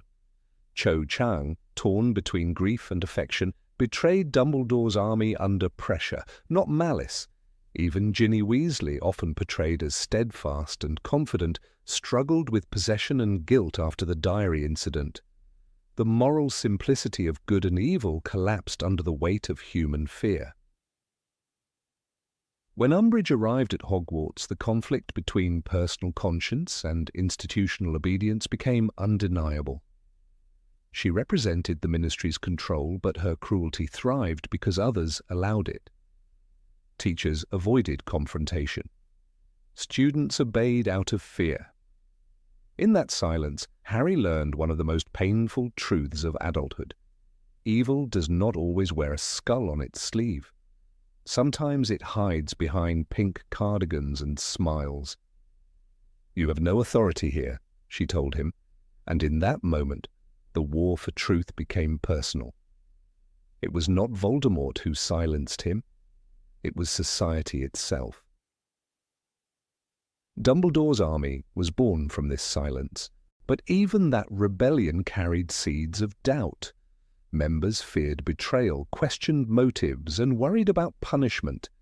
The act of resistance bound them together, but it also exposed who they really were when the lights dimmed and courage faltered. Loyalty, Harry learned, was not about perfection, but persistence. In Deathly Hallows, as the trio hunted Horcruxes, mistrust followed them like a ghost. Ron's anger over the locket grew into suspicion. "You think I don't see it?" he snapped before disappearing into the cold night. Hermione's tears could not bridge the distance between belief and fear. When Ron returned, forgiveness was not easy. The war had stripped them of innocence. Friendship was no longer about laughter in the common room, but about enduring despair together. By the final battle, the illusion of a united world had shattered completely. The Order was scattered, Hogwarts divided, and Harry, once surrounded by mentors, stood alone in the Forbidden Forest, ready to die. What carried him there was not the promise of support, but the understanding that some roads must be walked in solitude. "I'm about to die," he thought calmly. There was no choir of angels, no audience of allies, just the quiet acceptance that even in a world of magic, faith in others must begin with faith in oneself. The magic of Rowling's universe lies not in spells or prophecies, but in the truth that growing up means seeing beyond the veil of simplicity. The real battle was never between light and dark wizards. It was between trust and fear, hope and disillusionment. The films gave us heroes and villains. The books gave us people. And it is in that imperfect humanity, not in glory or prophecy, that Harry Potter's world becomes real. Number 20, the happy ending, isn't entirely happy. The scene on platform 9 3/4, shining with golden light and smiling faces, leaves the impression that everything has finally fallen into place. The war is over, Voldemort is gone, and peace has returned. Children with names that echo the dead heroes board the train to Hogwarts while their parents watch with quiet pride. Yet this image, though touching, is a carefully painted illusion. Behind the calm of that station lies a truth that the films chose not to show. The aftermath of trauma, the weight of loss, and a world forever scarred by the darkness it fought. The books whisper this truth in their silences, in the small, painful lines between words. Harry Potter survived, but survival is not the same as healing. In the Deathly Hallows, J.K. Rowling describes him standing over Voldemort's body. The high-pitched laughter was gone, the snake-like face lying flat and ordinary on the floor. The enemy was defeated, yet what follows is not triumph. It is exhaustion. Harry has seen too much death, lost too many friends. From the grave of Dobby to the lifeless eyes of Fred Weasley, his journey was paved with sacrifice. The films end with a smile, but the Harry of the books is a man marked by war, haunted by memories that no spell can erase. When the noise of the final battle fades, Harry faces a quiet that feels unnatural. For the first time in his life, he is not fighting, not running, not saving anyone. The boy who lived now must learn how to simply live, and that is perhaps the hardest task of all. The books leave hints of his internal struggle. He avoids fame, shuns attention, and cannot fully explain his own choices to those who see him as a hero. The world calls him the chosen one, but Harry knows he was merely a survivor of chance and love. The scar may have stopped hurting, but the ache in his soul remains. Hermione Granger, once the brilliant girl who found answers in books, also bears invisible scars. Her perfectionism turns into restlessness. She was the mind of the trio, the one who planned, analyzed, and saved lives through knowledge. But after the war, she carries guilt, the memory of the spells she cast to protect her parents, erasing herself from their lives. "I've modified my parents' memories," she confesses earlier in the story. "If I survive, I'll find them and undo it." That line, spoken with calm courage, conceals unimaginable pain. Though she succeeds in restoring their memories later, she knows something is forever lost. The innocence of her past, the unbroken bond of a daughter and her parents, untouched by war. Ron Weasley's wounds are quieter, but no less deep. He was always the one overshadowed, the boy in the shadow of greater figures, Harry's destiny, Hermione's intellect, his brother's achievements. During the war, he faced his deepest fears through the Horcrux that whispered in his mind, "Your mother prefers your brothers." Hermione would rather be with Harry. The films turn this moment into a scene of courage, but in the book it is one of torment and revelation. Ron's greatest battle was not against Voldemort, but against the feeling of being small. Though he survives, he carries an unease that lingers even in peace, the quiet doubt that he is not enough. The magical world, too, does not awaken to light overnight. The Ministry of Magic may be rebuilt, but its corruption runs deep. Kingsley Shacklebolt becomes minister, bringing stability, yet the divisions between pure-bloods and muggle-borns remain. Prejudices are not undone by victory, they merely hide behind polite smiles. The ghosts of ideology and the whispers of superiority and fear continue to live in families like the Malfoys, who walk free but isolated, their pride broken yet unrepented. Draco, who once sneered from the top of the social ladder, now lives in the shadow of what he almost became. His silent nod to Harry on the platform years later is not reconciliation, it is acknowledgement, a wordless apology between survivors of the same tragedy. Even Hogwarts, that symbol of hope, carries reminders of war. Its walls were rebuilt, its corridors repaired, but not all desks are filled. The portraits remember those who fell. The great hall is quieter, its laughter tempered by memory. The ghosts, who once seemed a charming part of school life, now serve as a reminder of how thin the line between life and death truly was. The new generation of students studies defense not as an adventure, but as a history lesson written in blood. The innocence of Hogwarts, that warm, enchanted place of childhood wonder, is gone forever. Neville Longbottom, once timid and clumsy, rises as one of the war's silent heroes. In the book, he kills Nagini, the final Horcrux, when all hope seems lost. The hat burst into flames, a sword fell gleaming to the floor.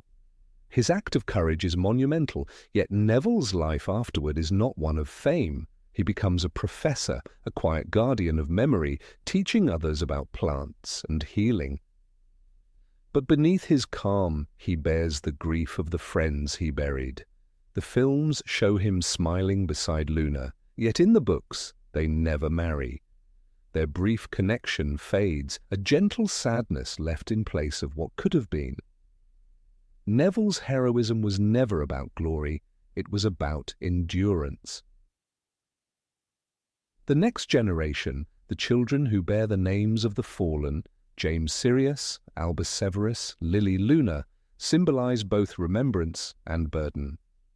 Their very existence is a tribute to the dead. Yet naming a child after a lost friend or enemy is not only an act of love, but also of longing. Harry's choice to name his son after Severus Snape, a man both saviour and sinner, reveals how complicated the past remains. Albus Severus, he tells the boy, you were named after 2 headmasters of Hogwarts. One of them was a Slytherin, and he was probably the bravest man I ever knew. These words carry forgiveness, but also confusion, an admission that truth is never simple, that even the darkest hearts can hold light. In this way, the happy ending becomes less about joy and more about endurance. It is not a story of triumph, but of learning to live with what remains. The Golden Trio may sit together on the platform, but their bond is not carefree friendship anymore. It is shared pain, bound by memories that few others could understand. They have lost friends, mentors, and even pieces of themselves. The laughter they share is tinged with melancholy because it comes from those who know what it means to nearly lose everything. The emotional realism of Rowling's books often disappears beneath the cinematic gloss. In the films, the final victory feels clean, the darkness is destroyed, the light restored. But in the text, Rowling never promises such purity. When Harry looks at the Elder Wand, he grasped it once, and it felt right. He was the true master of death. Yet instead of keeping it, he decides to return it to Dumbledore's tomb.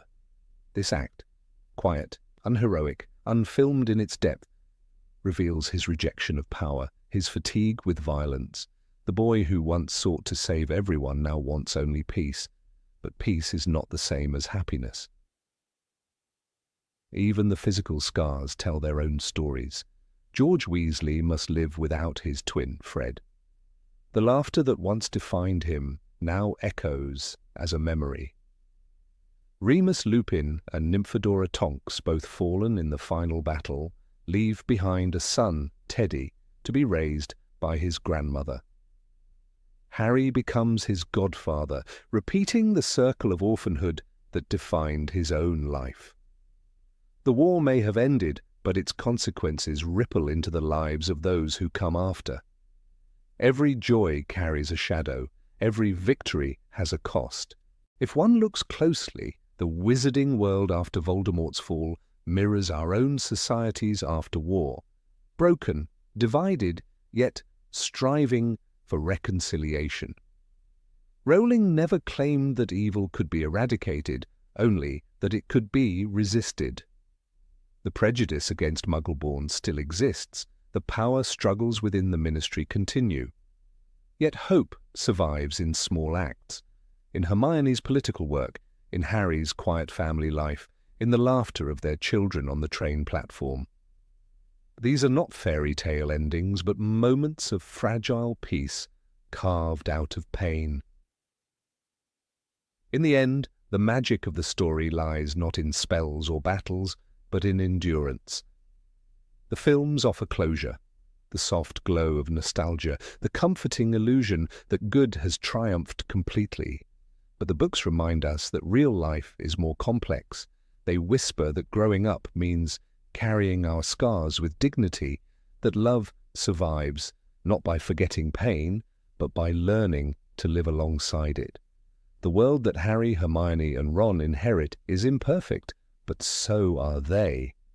And that imperfection, that quiet acceptance of loss, is where true strength resides. The story of Harry Potter was never meant to end in pure happiness. It ends instead in truth, the kind of truth that stays long after the credits roll, like the echo of a spell that cannot be undone. All was well, Rowling writes, closing the circle, but those words, when read closely, do not erase the pain. They acknowledge it and remind us that peace, after all, is not the absence of darkness, but the courage to live with its memory. Number 21. Magical creatures are not just background decoration. In the shadowed corners of the wizarding world, beyond the spells, wands, and glittering halls of Hogwarts, live the creatures that hold the true pulse of J.K. Rowling's universe. They are not ornaments of fantasy nor mere embellishments for cinematic spectacle. They are metaphors of the unseen, mirrors reflecting the moral and emotional architecture of human existence. Yet the films, dazzling as they are, too often treat them as background noise, a flash of feathers, a roar of flame, a touch of magic that fades once the camera cuts. The books, however, breathe soul into them. Every creature, from the humble house elf to the majestic hippogriff, exists for a reason that transcends the visible. The hippogriff Buckbeak, introduced in Harry Potter and the Prisoner of Azkaban, is one of the most striking examples of this lost depth. In the film, he is a magnificent hybrid of eagle and horse, created through flawless CGI, a beast of power and grace. Yet his true essence lies not in his appearance, but in what he represents. Buckbeak demands respect before trust. He bows only to those who approach him with humility. When Harry succeeds where Draco fails, it is not because he is braver or luckier, but because he possesses empathy. The bow is not just ritual, it is acknowledgement of equality between species. Rowling's Buckbeak is a test of character, a living emblem of the boundary between arrogance and understanding. When the film reduces the moment to a brief flight sequence, the lesson is lost beneath the wind. Thestrals, the skeletal winged horses that draw the carriages to Hogwarts, carry perhaps the most haunting symbolism in the series. They can only be seen by those who have witnessed death, and thus they become the embodiment of maturity through suffering. In Order of the Phoenix, when Harry first perceives them, it marks his passage from innocence to awareness. Luna Lovegood, serene and ethereal, tells him, "You're just as sane as I am." Her calm acceptance of these ghostly creatures shows a wisdom that transcends fear. Thestrals are not monsters, they are guides through grief, a reminder that visibility is earned through pain. The films, though visually striking, miss this nuance. They appear suddenly, eerie but unexplained, their philosophical resonance trimmed to fit the rhythm of action. Rowling's words, however, linger like mist. To see a thestral is to have looked into the face of mortality and still moved forward. Even the blunt brutality of trolls, first appearing in The Sorcerer's Stone, serves a subtle purpose. The troll in the girls' bathroom is not only a comic threat, it mirrors the childish chaos of the wizarding world before the storm of adulthood. Harry, Ron, and Hermione's unity in defeating it becomes the true magic of the scene, marking the birth of their friendship.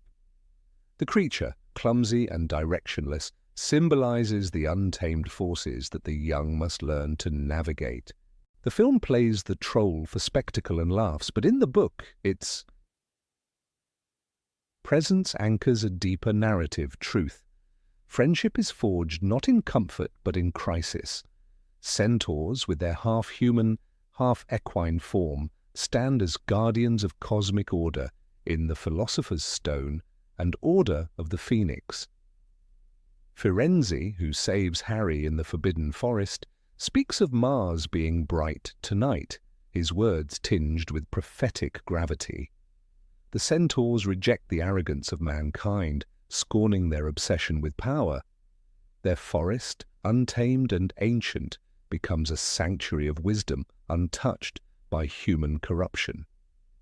They embody the idea that knowledge and nature are intertwined, that magic without morality is ruin. When Firenze agrees to teach divination, he breaks a taboo, bringing the wisdom of the forest into the halls of human learning. In the films, this act is barely acknowledged, a lost opportunity to reveal the fragile alliance between reason and instinct, civilization and wilderness. House elves, perhaps more than any other beings, hold a mirror to human hypocrisy. Dobby, Winky and Creature are not simply comic relief or servants with quirks.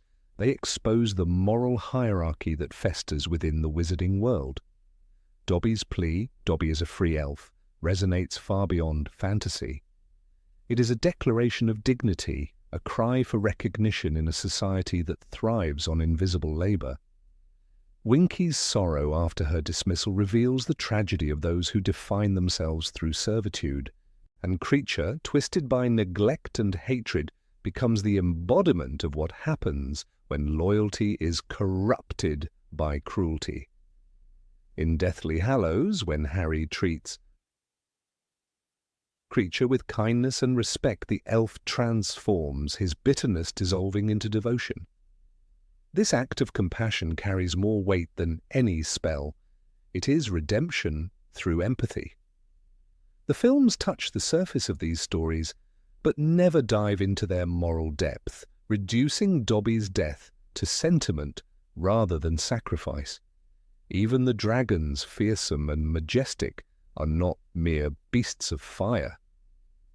In The Goblet of Fire, the Hungarian horntail becomes an instrument of trial. Facing it is not simply a test of courage, but of restraint and intuition. Harry does not slay the dragon, he outwits it. This moment marks a turning point in his evolution as a wizard, understanding that victory often lies not in domination, but in respect for power. The dragon's ferocity mirrors the danger of ego and untamed force that can consume both wielder and victim. The film captures the thrill of the chase but misses the metaphor. It becomes a spectacle of danger rather than a parable of wisdom. The mer people of the Black Lake, silent and severe in the Tri-Wizard tournament, are another example of misunderstood symbolism. Their world beneath the surface reflects the hidden layers of the wizarding realm, the things unseen yet essential. When Harry dives into their realm to rescue Ron, he learns that courage means not only saving one's own, but valuing others' lives. His refusal to leave behind the hostages of the other champions shows compassion that transcends competition. The eerie song of the mer people, "Come seek us where our voices sound," is not a call to adventure, but to understanding. It is an invitation to look beyond appearances, to descend into the depths of conscience. The film captures their beauty but not their silence, the moral stillness that defines their existence. Acromantulas, the giant spiders of the Forbidden Forest, evoke primal terror. Yet even Aragog, monstrous as he seems, is not without humanity. Hagrid's affection for him, his insistence that Aragog never killed a human, illustrates Rowling's recurring theme, that fear often stems from ignorance. Aragog's loyalty to Hagrid contrasts sharply with the prejudice of wizards who see only monsters. In his death scene in Half-Blood Prince, there is tragedy, not horror, a reminder that even creatures of nightmare deserve respect. The films turn him into a creature of shock and fear, stripping away the moral layer that Rowling so carefully weaves. Even smaller beings, like the phoenix Fawkes, carry a weight of allegory. Fawkes, Dumbledore's loyal companion, symbolizes rebirth and the eternal cycle of sacrifice. His tears heal, his song comforts, and his death by flame is not an end, but a renewal. When he saves Harry from the basilisk, it is not mere coincidence, but divine symmetry. Faith rewarded through purity of heart. Rowling writes, Fawkes's tail feathers form the core of Harry's wand. In this union of bird and boy lies a quiet revelation. The true strength of magic comes from what one chooses to believe in. The film shows the phoenix's flight, but not the philosophy of its flame. Even dementors, though not creatures in the traditional sense, form a part of this symbolic ecosystem. They feed on happiness, leaving emptiness behind, and thus represent depression, despair, and the fragility of the human soul. Rowling described them as a reflection of her own struggle with mental illness. The Patronus charm, expecto patronum, becomes not just a defense spell, but a metaphor for resilience, the ability to conjure light when surrounded by darkness. The film captures the shimmer of the spell, but the books make it spiritual. The silvery animal that bursts forth is one's soul made visible, proof that joy can survive even the blackest night. Rowling's creatures live by moral gravity. They are not static symbols, but evolving reflections of the story's themes: growth, sacrifice, prejudice, and redemption. Every time a magical being crosses Harry's path, something within him changes. He learns humility from Buckbeak, compassion from Dobby, wisdom from Firenze, courage from the Thestrals. The beasts of Rowling's world are never passive. They are teachers cloaked in feathers, scales, and fur. The films, for all their splendor, transformed this symphony of meaning into a gallery of wonders. They captured the shape, but not the spirit. They gave us magic without mystery, creatures without conscience. But in the pages, the reader feels their presence like echoes in the dark, alive, ancient, and essential. Each creature whispers a truth the camera cannot catch, that the real magic of Harry Potter lies not in what dazzles the eye, but in what awakens the heart. Number 22. Harry's parents weren't perfect. James Potter, the golden boy of Hogwarts, Quidditch star, admired by friends, adored by teachers, yet his brilliance was shadowed by arrogance. In the films, he appears briefly as a noble figure, brave, loyal, a martyr to the cause against Voldemort. But in the pages of the books, a different image flickers through the memories of those who knew him. Particularly through the eyes of Severus Snape, we see not a saint, but a young man drunk on his own popularity. His wand was quick, his laughter loud, and his sense of superiority almost tangible. "He was a bully," Snape says bitterly, and though his hatred distorts his recollection, it cannot erase the truth that James once humiliated others for sport. The infamous scene from Snape's memory, James levitating him upside down in front of a crowd, exposes a darker, more complex version of Harry's father. At 16, James Potter was handsome, reckless, and convinced of his own invincibility. He strutted through Hogwarts with Sirius Black at his side, the two of them inseparable and mischievous. Their pranks were legendary, but not always harmless.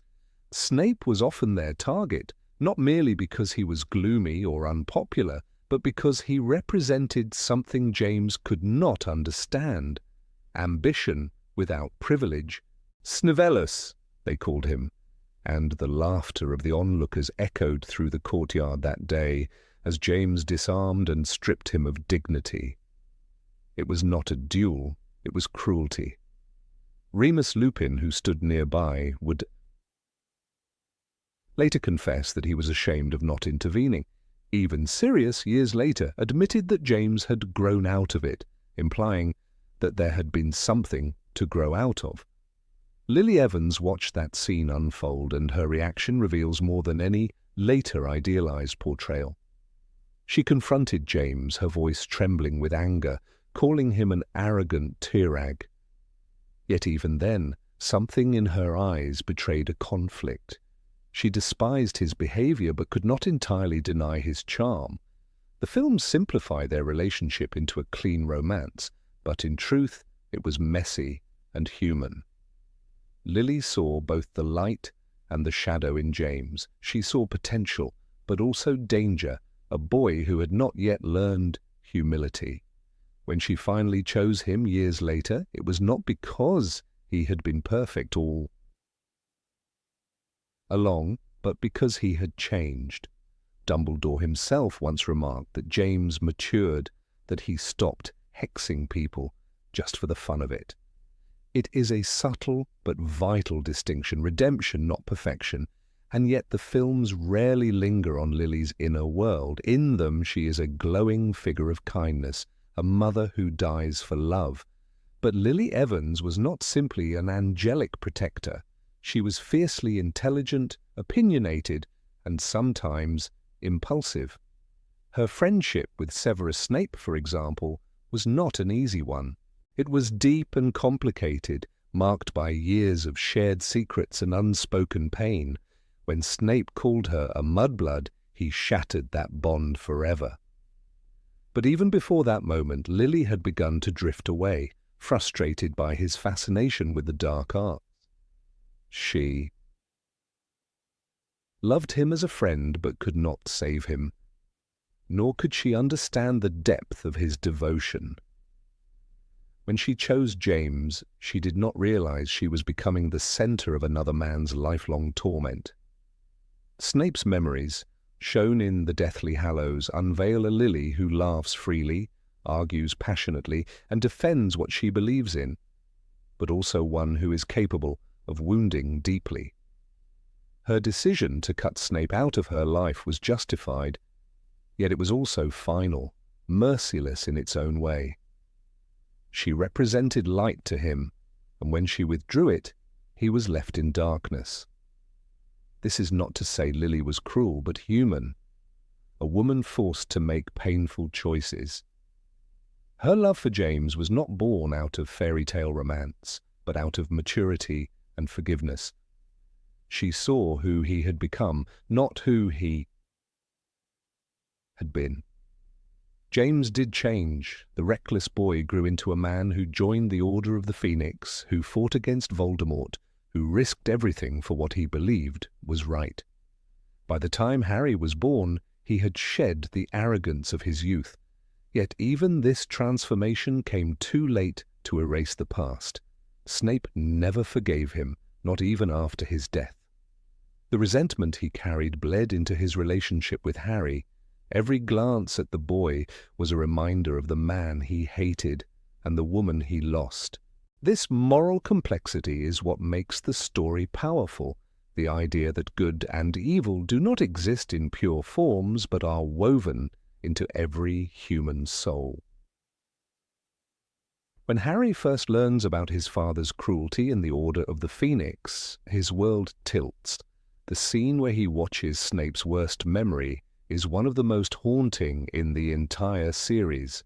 He sees James and Sirius laughing, sees Snape humiliated, and cannot look away. "I'm not proud of it," Sirius later says, and Lupin lowers his eyes.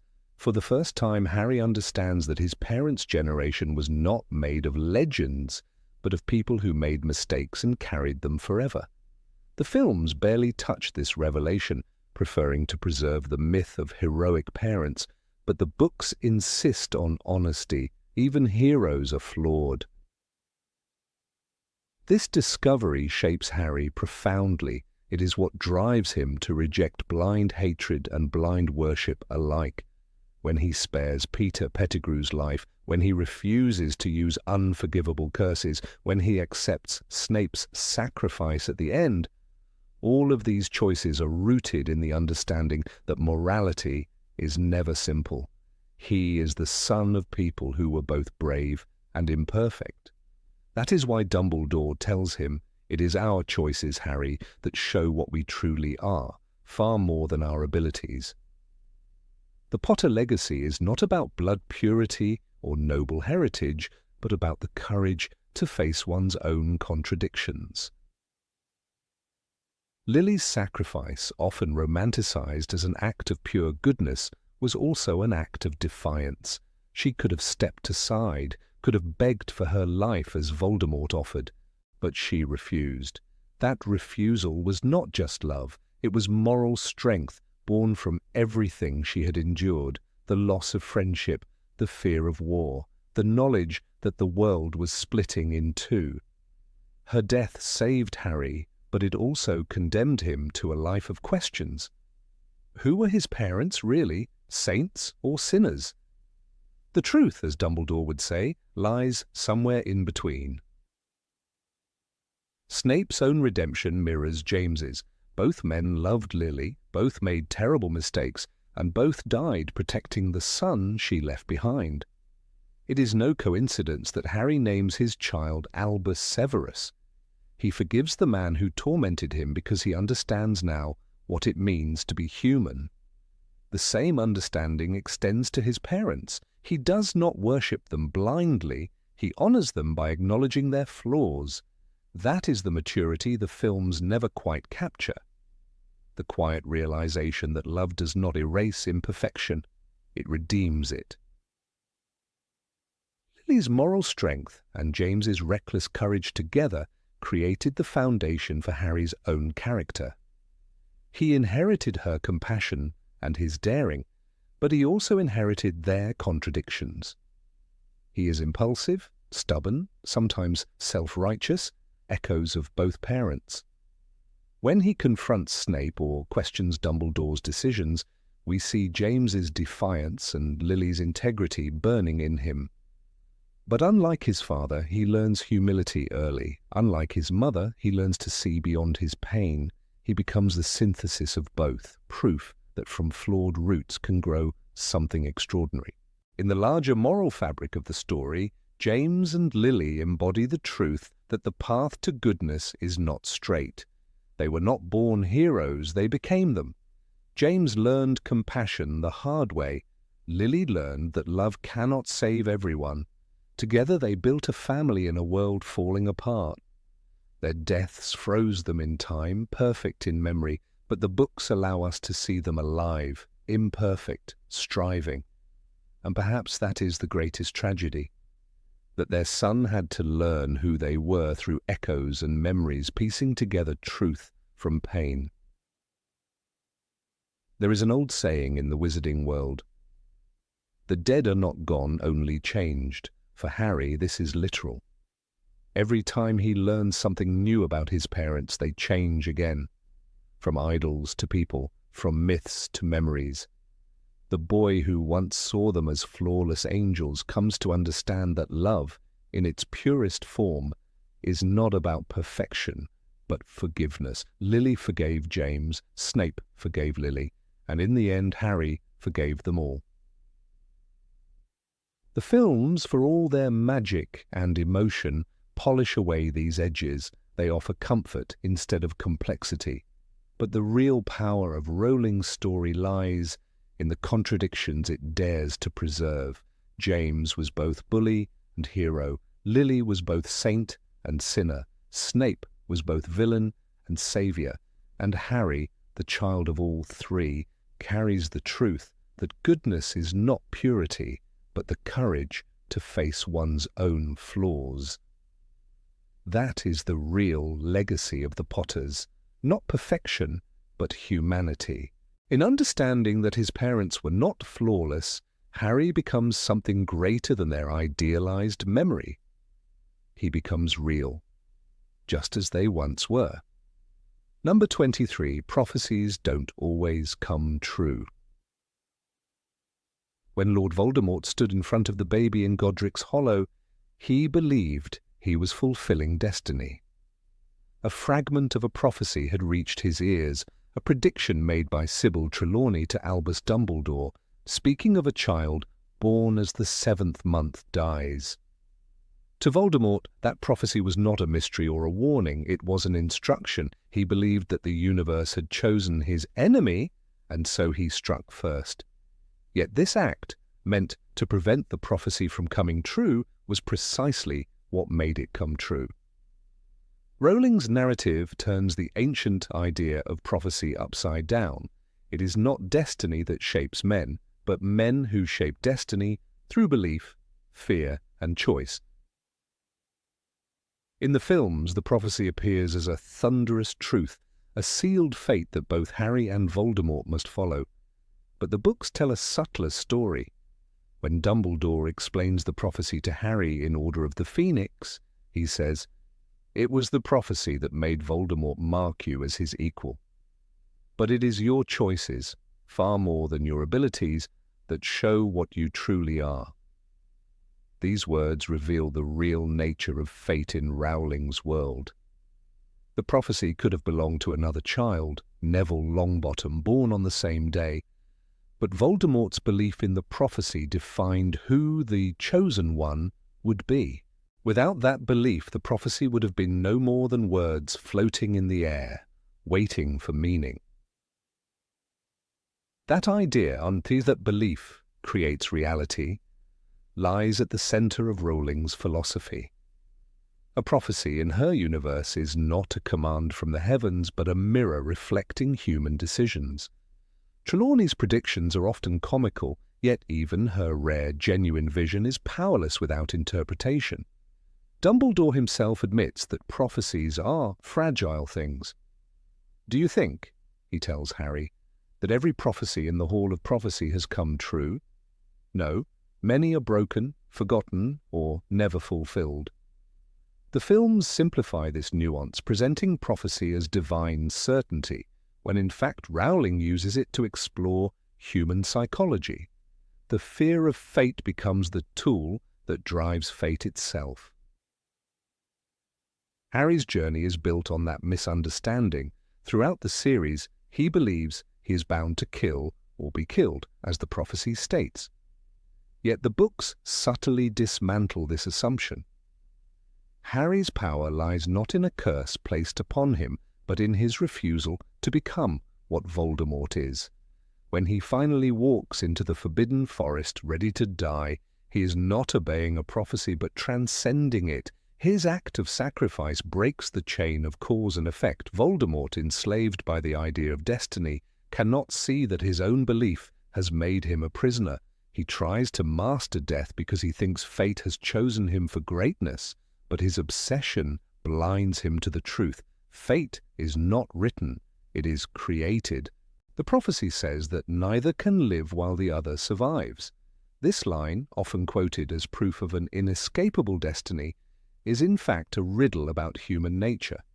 It means that as long as Voldemort lives, as long as hatred and fear persist, Harry's life will be defined by conflict. The films treat this as a magical condition, but in the books it's a moral statement. The war between them is not a curse of birth, but a consequence of belief. Voldemort believes in blood, power, and prophecy. Harry believes in love, choice, and compassion. The prophecy does not bind them, it reveals them.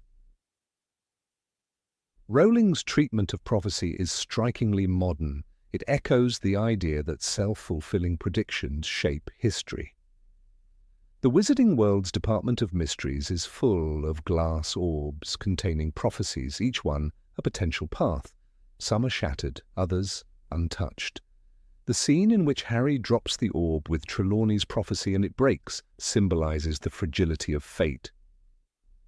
The truth, Dumbledore tells him afterward, lives not in the prophecy but in their choices. If Voldemort had never acted, there would be no chosen one, no scar, no story. The destiny he feared was one he built with his own hands. Neville Longbottom stands as living proof of this fragile line between destiny and chance. Born just a day before Harry, he fits the prophecy's description perfectly, yet because Voldemort chose to target Harry, Neville was spared the mark of destiny. Still, in the end, Neville becomes a hero in his own right. He kills Nagini, the last Horcrux, without ever being the chosen one. His courage, unshaped by prophecy, is perhaps the purest act of all. Rowling's message becomes clear. Greatness does not require fate's blessing. It requires moral courage and free will. The irony is that Voldemort, who sought to defy death and master fate, becomes the most predictable of all. Every step he takes to avoid defeat leads him toward it. His decision to split his soul into Horcruxes, to chase immortality, to mark a child as his equal. Each act reinforces the very prophecy he fears. Dumbledore observes this with melancholy wisdom. You see, the prophecy does not mean you have to do anything, but Voldemort chose to act upon it, and that made all the difference. Here lies the moral weight of the story, the tragedy of intelligence without humility.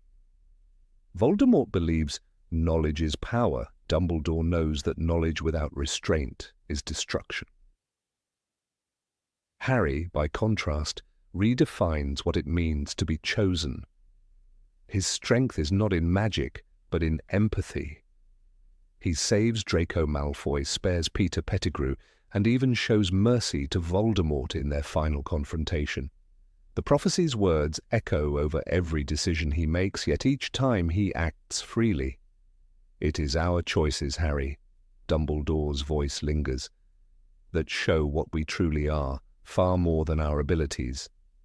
The films include this quote, but they frame it as sentimental wisdom. In the books it is revolutionary. It dismantles the notion of divine fate and replaces it with moral responsibility. Rowling's depiction of prophecy also challenges the traditional role of the seer. Trelawney herself does not understand her own visions. She is dismissed, ridiculed, and unaware that her words could shape the course of history. The power of prophecy does not lie in the seer's vision, but in the listener's interpretation. Voldemort, hearing only half of the prophecy, acts in ignorance. His partial understanding mirrors humanity's tendency to grasp only fragments of truth and act rashly upon them. Rowling transforms a fantasy trope into a commentary on human error, how fear and arrogance distort wisdom into tragedy. The prophecy becomes, therefore, a test of character. Harry learns that knowledge can be both weapon and burden. When he discovers that he must die to destroy Voldemort, he faces a choice: accept or resist. His decision to walk into the forest is an act of free will disguised as surrender. Fate presents the stage, but Harry writes the ending. His acceptance of mortality defeats Voldemort's denial of it. In that moment, the prophecy loses all power because Harry has already fulfilled it by refusing to live in fear of it. Rowling weaves this theme beyond Harry himself. Snape's story, too, is bound by choices that masquerade as destiny. His love for Lily Potter drives him to serve two masters, believing he is trapped by circumstance. Yet Dumbledore tells him, "You are still free to choose." Snape's final act, protecting Harry, redeems him not because a prophecy commanded it, but because he decided to honor love over bitterness. Every major character, from Draco to Neville, is defined not by birthright, but by choice. The prophecy exists only as a background hum, like a myth whispered in fear. The true narrative unfolds in defiance of it. Even Dumbledore, often seen as a figure of control, admits his own fallibility. He once sought to master destiny himself, to impose his vision upon the world, and he lost his sister Ariana in the process. "Do not pity the dead, Harry," he says in the final book. "Pity the living, and above all those who live without love." It is love, irrational, voluntary, uncommanded, that destroys the illusion of prophecy. Voldemort's inability to understand love is not just a moral flaw, but an intellectual blindness. He cannot comprehend that emotion, not prediction, governs reality. What the films often miss is that Rowling's universe is not ruled by magic, but by conscience. Prophecies, wands, and spells are metaphors for belief. The true magic lies in agency, in the ability to choose good when evil feels easier. The films, bound by time and spectacle, condense this idea into a battle of light and dark. The books, however, dwell in the shadows between them, where prophecy becomes poetry and fate dissolves into possibility. Rowling does not destroy the idea of destiny, she humanizes it. The difference is subtle but profound. In the cinematic world, prophecy is thunder and lightning. In the written world, it is a whisper in the dark, waiting to be answered or ignored. The story of Harry Potter is not about the inevitability of good triumphing over evil. It is about the fragile, deliberate act of making it so. The prophecy is fulfilled only because someone believes it must be, because fear transforms imagination into reality. Voldemort's terror of death gives birth to the very savior who will end him. Destiny is not fate imposed from above. It is a shadow cast by choice. Thus, the greatest illusion the films created is that prophecy equals destiny. Rowling's truth is far more complex and far more human. The future exists only in the choices we make to reach it. Every act of belief, every fear, every hope becomes a thread in the tapestry of fate. The Hall of Prophecy stands as a monument not to inevitability but to possibility, to all the stories that could have been, and to the one that came true only because a dark wizard believed it would. Number 24. Heroes don't start out great. There is a deep misunderstanding that the Harry Potter films unknowingly created. Viewers who have not read the books might believe that heroism is born quickly, that courage flows naturally through the veins of those destined for greatness. On screen, Harry, Ron, and Hermione seem to grow effortlessly from curious students into figures of legend. Yet J.K. Rowling's books tell a far more painful, human story, one of imperfection, loss, doubt, and the fragile courage that only comes from falling down and standing up again. When readers first meet Harry in the Philosopher's Stone, he is not a confident savior, but a lonely, bewildered boy who flinches at his own name. He does not stride into Hogwarts ready to be a hero. Instead, he marvels at every moving staircase, every ghost, every whisper about the boy who lived. The films shorten this wonder into a few bright-eyed moments, but in the book, Harry's innocence is profound. He struggles to grasp the world's expectations. When the Sorting Hat debates placing him in Slytherin, Harry's whispered plea, "Not Slytherin, not Slytherin," is not a mark of bravery, but fear. It shows a child terrified of being like the dark wizard who tried to kill him. Greatness, Rowling reminds us, is not about destiny, but about choices made in fear. Ron Weasley's path is equally raw in the books. The films make him comic relief, but in truth, he is one of the most painfully human characters in the entire saga. His jealousy, insecurity, and longing for recognition echo the feelings of anyone who has ever stood in someone else's shadow. When he mutters, "I'm the sixth in our family to go to Hogwarts. You could say I've got a lot to live up to," his voice trembles between pride and despair. The films often cut his struggles short, turning him into a sidekick, but in the books Ron constantly battles a storm inside him, the feeling of never being enough. His heroism lies in continuing to stand beside Harry, even when every instinct tells him to walk away. Hermione Granger, too, is transformed by the camera's simplicity. On film, she is quick-witted and composed. In the books, she is intense, vulnerable, and desperately eager to be accepted. When she bursts into tears in the girls' bathroom after overhearing Ron call her a nightmare, we see the real Hermione, a girl who hides loneliness behind perfect grades. She is not born strong. she learns to be. Her first act of bravery, fighting a troll, is born out of friendship and fear, not confidence. That trembling, awkward courage is far more powerful than the polished competence the films often show. By the time the trio faces darker years, the difference between the books and the films grows vast. In The Order of the Phoenix, Harry's anger burns through every page. The film hints at his frustration, but the book makes it visceral. "I don't want to be human," he shouts at Dumbledore, overwhelmed by pain, guilt, and the heavy knowledge that his life is no longer his own. He is not a calm hero accepting destiny.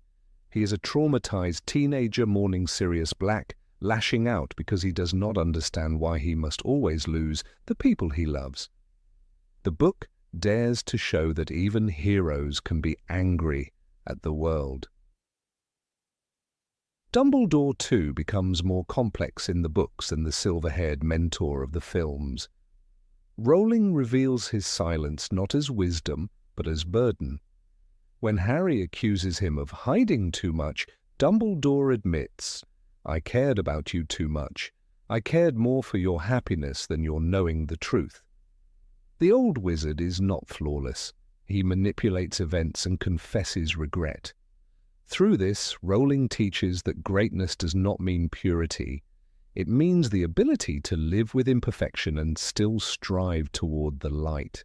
In The Half-Blood Prince, we see how the trio's friendship cracks under pressure. Jealousy poisons their trust. Ron's relationship with Lavender Brown drives a wedge between them, and Hermione's pride prevents reconciliation. Meanwhile, Harry becomes obsessed with Draco's secret and forgets that friendship, not obsession, defines his strength.